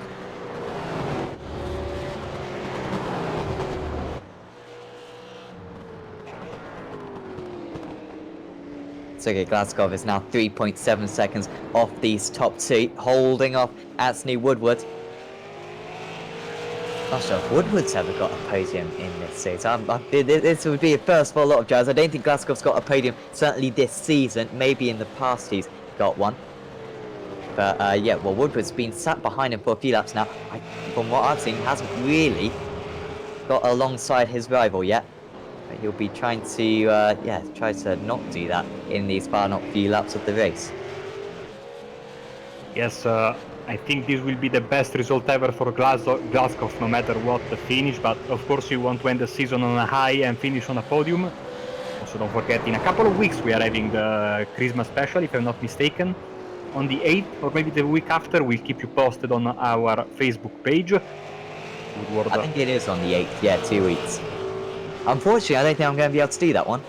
Oh. I'm really disappointed. Like, actually, I shouldn't really say what the point is. It is going to be amazing. There's no doubts about that, but unfortunately, I'm going to have to miss that one due to other iRacing. I will be driving and crashing. So, unfortunately, missing that one, but I'll certainly watch it live, and if not on the replay. Will be absolutely awesome fun. Of course, if you do want to sign up for this series, Season 6, it's a free league, of course. You just need to join the league and pretty much turn up for any races you feel like. So certainly do that. We'll be starting again in probably about 6 weeks' time. After Christmas and the New Year. And we have to say the community is very welcoming of new drivers, very helpful with setups. So, and no matter what you drive, the Ford or the Holden, the setups are exactly, they are interchangeable between the two cars. So if you have a Ford, don't worry, because most of the drivers have a Holden, but still you can use the same setup as the Holden guys. So, and these guys will help you a lot. So if you want to join, a big thumbs up for us, because it is really a great series with a not very popular car in European times. So I think it's, if you want to run the V8, it's the best league you can join, I think. Yeah, absolutely. Certainly if you're European at least. The other ones aren't quite so convenient, including the official series as well. Still, Sam Buzan, he hasn't got many more laps of this season to go, but he will be wishing as though there weren't any more laps, because he's got Tony Klusman right on his tail. And, well, he's been making mincemeat of the opposition so far, Tony Klusman, since his spin earlier on. I think he's going to make another position up here on the inside of Buzan. Not fully committed, just about sliding his way through. But a little bit of wheel spin, that's not helped his momentum. And on the outside into Graham Hill, this is where he had his instant earlier on and so nearly contact. But that is a superb move from Tony Klusman. He's got the better momentum and just about has enough on his rival to pull ahead into 6th place. Nice move as the white flag is in the air and Tony is all sorts of sideways. I think he was able to hold it, and look at this. We are having, I think, a parade finish to the race, or maybe Brandon will go for it. Who knows? As Busing went past Klusterman, so Klusterman definitely had a problem there. Yeah, very slow for Forky in the 2nd sector of the last lap.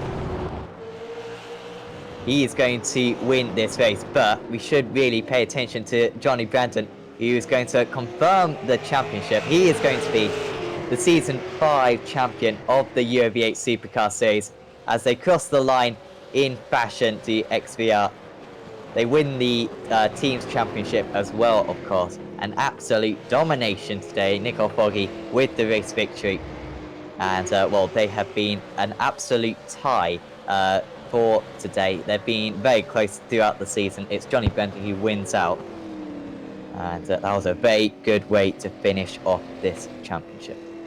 Yes, very nice choreographed end to the race. I don't know the gap, but I think it was extremely close. Good job from Glaskov to finish in 3rd place. I think his first ever podium in this category, if I'm not mistaken.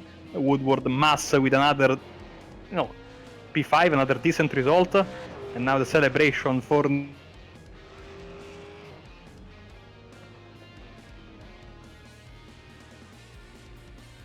Yeah, they'll be celebrating all the way home. Well, Nicole Foggy and Johnny Brandon. And, well, they deserve these donuts. Absolutely.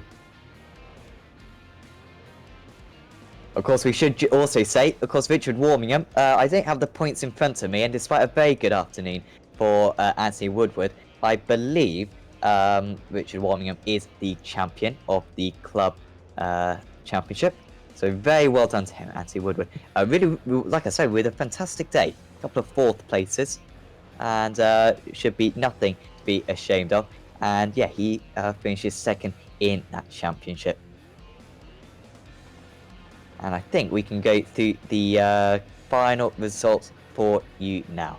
Nicole Foggy with the race victory. It was only by 0.074 seconds. I'm not sure if I've ever had a 3 races in one evening where all of them have been separated by less than 1.5 tenths. Admittedly, that final one a little bit artificially. Sergei Glaskov with a superb podium, well done to him, beating Anthony Woodward in 4th. Alex Mass finishes in 5th, very good evening for him. Sam Buzan leading the race halfway through, ends up in 6th. And it's Tony Kleesman, well, what a chance that was to win race 3. Good recovery though in 7th. And it's Richard Warmingham, Club Series champion. Clyde Whiting was in 9th with Nikolai Bogatov 10th, and behind that was Croft, Sori, Switzer, Stevens, Haraski, Fielder, and Branch. I'm back, sorry for the disappearance, everyone. My dog stepped on my LAN cable, so I dropped for a few seconds. But yes, fantastic way to end the season. 3 very good races, and you can see Foggy and Brandon celebrating wildly in the front stretch of Brands Hatch. Very, very well-deserved celebrations for them, because they were the stars of the season. And congratulations to Johnny, because, well, after last season, he wanted to win the title. He came back and won the title. So, and of course, doing it with the Ford, it was which. Let's remember, he's using it because I kept, nagging on the broadcast that no one was using the Ford, so he switched to the Ford, and that was the missing ingredient for Johnny's championship. Yeah, go to the Ford GT3, see if that works, maybe. I don't know. We will have a word with our champion, Johnny Brandon. Well done, mate. You are the Season 5 champion of the year V8. Yeah, just tell us how you're feeling right now. Yeah, it feels great. Thanks very much. Didn't expect tonight to go that well. 2 wins in a second, over the moon, and to finally win this championship is great. So yeah, thanks very much, guys. Yeah, absolutely. This must have been, was this the focus of your concentration on rally racing for the past few months? Because to beat Nicole, World GT champion, could win the BSRTC Pro Series along with several others. It's not an easy gig, this. I think this car just suits me a little bit more. I'm sure he'll be rapid next season. The more he gets used to it, I've already had a season in here. And he will be rapid next season. He's untouchable in the GT cars, but I think in this, I'm okay in this one. I don't do a huge amount of practice. I practice on a Thursday night, and that's it. So use the official practice sessions on a Thursday night, and then I'm good usually. But yeah, chuffed to bits for that. Definitely, and of course today, as he said, 2 wins and a second place. I don't know if you know, but I last season and this season, no one's won 2 races on the same evening in one of these super sprints, or any evening, I think. So very well done for that. You kept behind Nicole in. Yeah, you didn't know that. So well done. And you kept behind Nicole really impressively. And were you defending too much? We saw you taking a slightly early apex into turn 2, and that really seemed to work well. I think that was just my line, to be honest. And if you can get the car around on that line, obviously it also hinders any possible overtaking moves. I don't like wide sweeping sweeping lines, I tend to get the front in and then turn the back with the throttle. So yeah, that's just my line through there. The last lap I did go a bit defensive and then start making a few mistakes, and it ended up very close. But yeah, pretty much my normal line most of it. It's very hard to overtake around there unless you've got, you know, a big advantage on the brakes or a big advantage on the traction. It's super hard to overtake. So he was quicker than me in those first 2 races, but it was there was no team orders. It was just race. But obviously, without taking each other out, it's very hard to get a move done there. Yeah, I think Nicole will be able to write an essay on that after this one. Of course, looking forward to next season. I assume you and Nicole will be back, and guess you're going to try to get the back-to-back now. Yeah, it would be good. Love this league. It's a shame people drop out through the season. It'd be great if more people got involved with it. You know, it's a really friendly, great league with some great racing. The cars are great, as far as I'm concerned. They're one of the best on the iRacing service. So yeah, people have a look at the website vaesc.com and to get signed up. It's a free league to everybody, and let's get the numbers back up because it's fantastic. And yeah, I can't wait till next season. Yeah, absolutely. Before we let you go, Johnny, anyone you'd like to thank? Just you guys for doing a great job all season. Thanks very much. And yeah, the team XVR, my teammates Nicole, Richard, everybody involved organising the league. And I keep getting in trouble because I keep forgetting to thank my long-suffering girlfriend Christine. So thanks very much for letting me get on it. Yeah, that's it. Brilliant. Thanks very much, guys. Chuffed to bits. Thanks, Johnny. Really well done, and we'll see you soon. Cheers, guys. Next up, we haven't had an interview with him all season. We are going to talk to the Supreme Leader, Clyde Whiting. Clyde, first off, your race today, you got some pretty handy results in the end. I think that was 3 top 10s. Must be pretty pleased with that.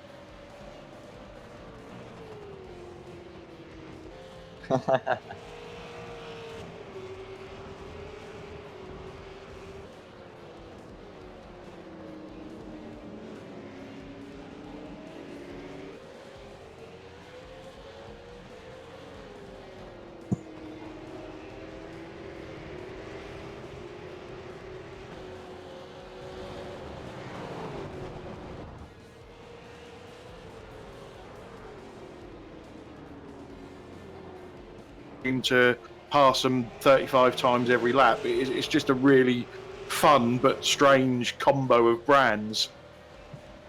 Yeah, absolutely. We saw overtaking at a premium today, apart from the race starts. How were you finding it out there? Because it got chaotic a few times, but we didn't see you facing the wrong way at all.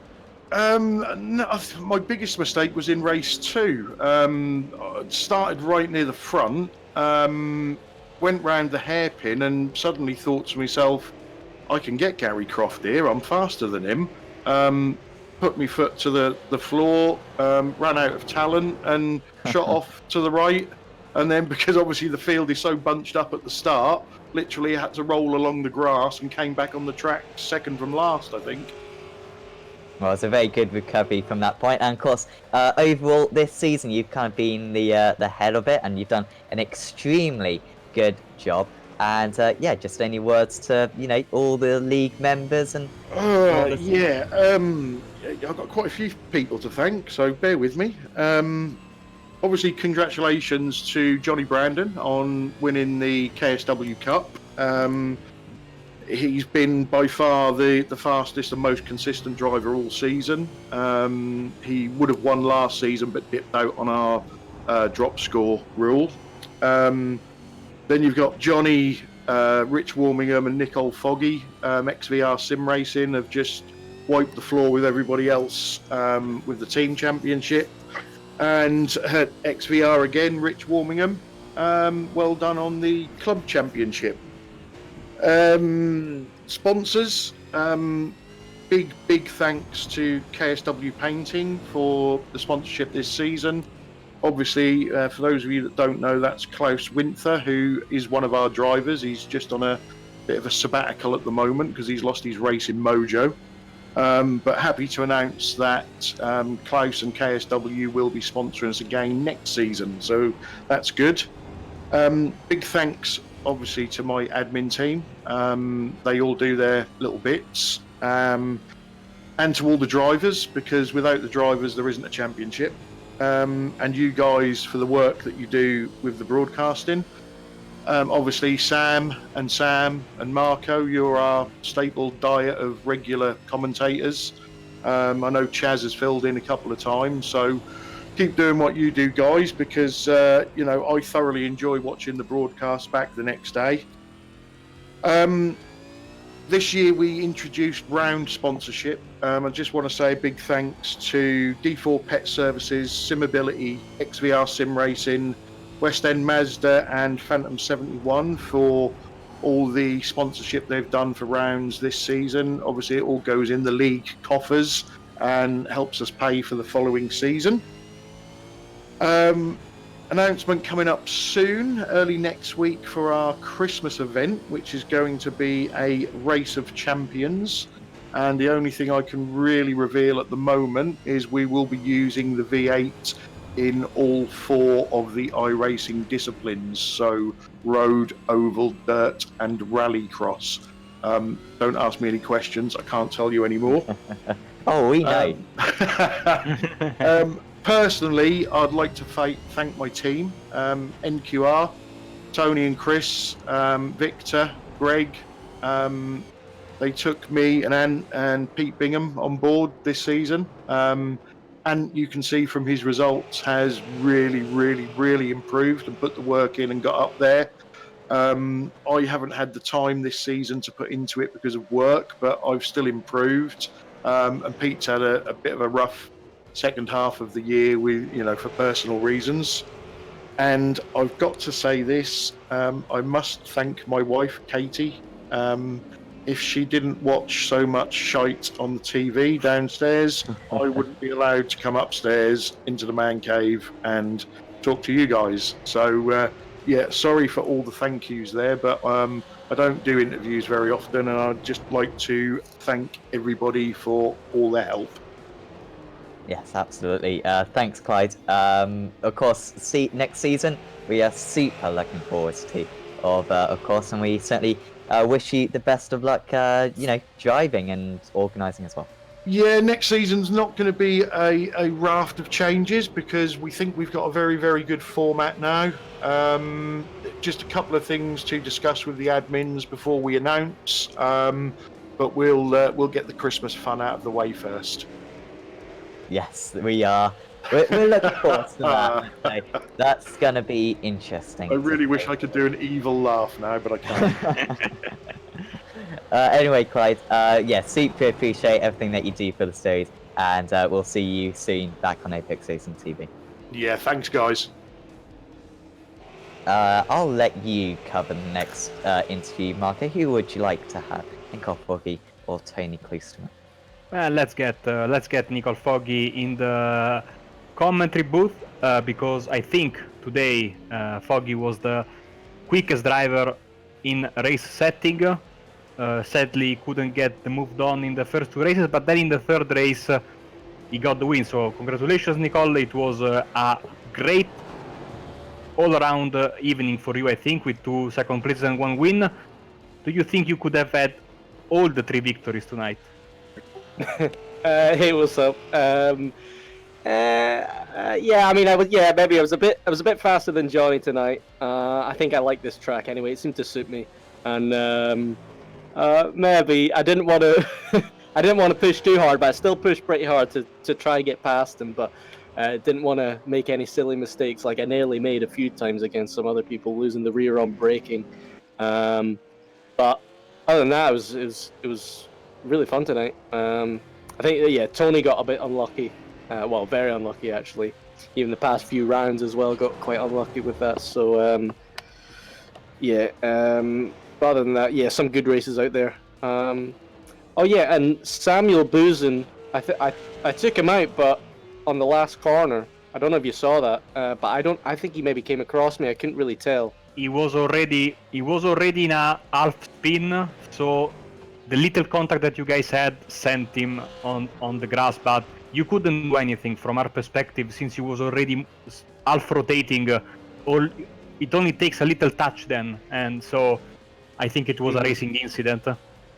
That's okay then. I was feeling pretty bad in case it was me that had taken him from a possible second place if I did get back. That's all right. So what are the plans for next season? Do you want to come back and try to win the championship? Hey, yeah, I'll give it a go. Me and Johnny will be racing together again. You might have mentioned it'll probably be in a different team. So that'll be good.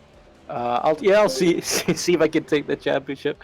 I mean, I think I've improved on my pace anyway in the past few rounds. Just takes this car's so difficult. I think you got to make sure you drive it enough to keep, the level up, the muscle memory up, because it's you got to have such throttle control, such brake control, and it's such a fun car to drive. Definitely worth it. So and hopefully we see even more people next season. I think the numbers are increasing. You do get a drop off towards the end of the season, but every season I think it does seem to be increasing. So that'll be good to see. Before we let you go, Nicole, anyone you'd like to thank? Yeah, just thanks to XVR, thanks to Richard and Johnny, and congrats to Tony for third place, congrats to Johnny for the win, and congrats to Richard for the AM win. He did a good job. A few spins here and there, but he did nice. So very well done to him. And of course, thanks to you guys. And thanks to Clyde, who organizes the series. And yeah, thank you. Thank you, Nicole. Congratulations once again, and we'll catch you next season. All right. Thanks very much. See you later. Well, I've got one more interview to go, and it is with Tony Klicksman, two-time champion, of course, of this season. And Tony, if I were you, I would have probably ripped my steering wheel to pieces because he was super unlucky today. Race 1 being taken out by a lapped car, race 2 being tapped around by another driver, and then race 3, of course, he had that spin as well. Yeah, how are you feeling right now? Oh, I've used up all my bad luck, so next year should be good.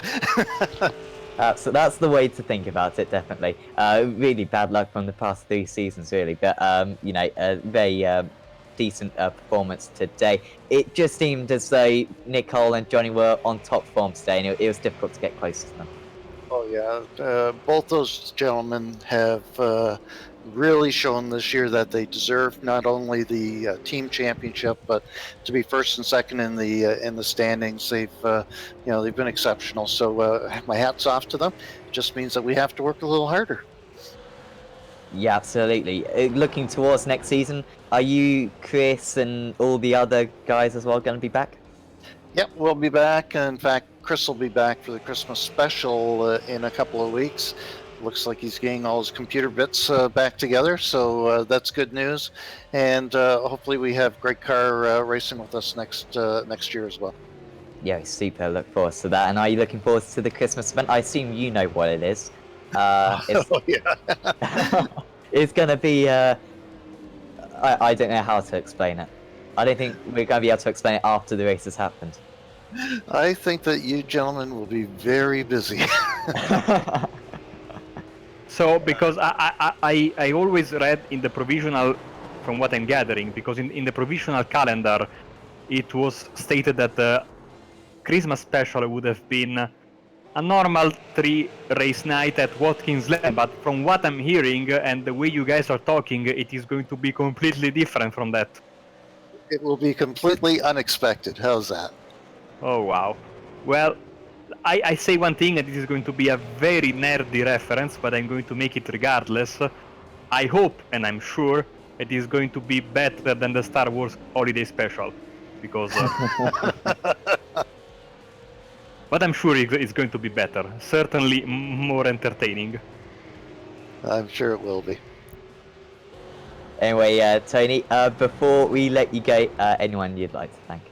Oh, you guys do a fantastic job on the broadcast, obviously, and Clyde Whiting and his administration team. A lot of work goes on behind the scenes, and Klaus Winter for sponsoring the league, KSW Painting, and all the guys that chipped in during the course of the year to not only pay to help some of the events out, but the level of dedication from some of the drivers is really starting to show through, and it's not just going to be 3, 4, 5 guys fighting for wins next year. I think we're going to see a few surprise drivers up there as well. So it'll be interesting to see how the results go next year for sure.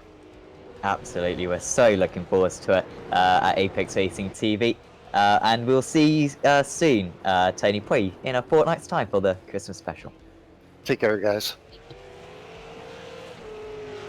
So, Marco, we've now covered 2 season finales in this championship, and we've covered 2 seasons as well. It is an awesome championship, and well, it's going to be disappointing to see it go. Yeah, one final question: highlight of the year and race of the year in terms of yeah, from your perspective. Well, there were a lot of great races. I think all around.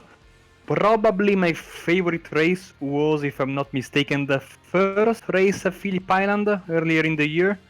But I mean, also that was a non-championship round, but the media day had a couple of very great races at Montreal. So, and speaking of special non-championship races, I a little bit excitingly worried about the holiday, the Christmas special at the end of the season, because well, it's going to be interesting to say the least, the way these guys are talking and the way they are letting some information filter through. I cannot wait for it, honestly, and yeah, but all in all, it was a fantastic season. It was another great season. A lot of drivers were battling it out for the win. There was some top level racing. So, and what I say always with this championship, it is very tough because you have to be good in sprint races, you have to be good in longer races, and you have to be good in enduros. So you have to be an all-around good driver with a very, very tricky car to learn and to go fast with. So whoever is able to keep this thing on the track and win races, finish races, is a hero. I said this in the very first broadcast of the series a few months ago, and I still think this is true because it is so tough to drive this car and to drive it well, to finish races, to all kind of disciplines from sprint to enduros. Major props from me, and I already cannot wait for next season. Yeah, that'll be season 6 of this championship. We've had 4 different championship winners. We've had Klusman, Taliancic, Evdotka, and Brandon. You would not put it past a couple of drivers to maybe make it another champion, another different champion, along with, of course, Brandon and Klusman most likely returning. We've loved covering this series. I hope you've enjoyed tuning in as well. Of course, as we've mentioned a couple of times previously, we'll be back for the Christmas special. You do not want to miss that. That is going to be some event. That's in a fortnight's time. And then the season 6 will start in about January, sometime around there. More details will be posted on our Facebook page, of course. But for now, from me, from Marco, and from Sam, we'll say goodbye, and we'll see you next time.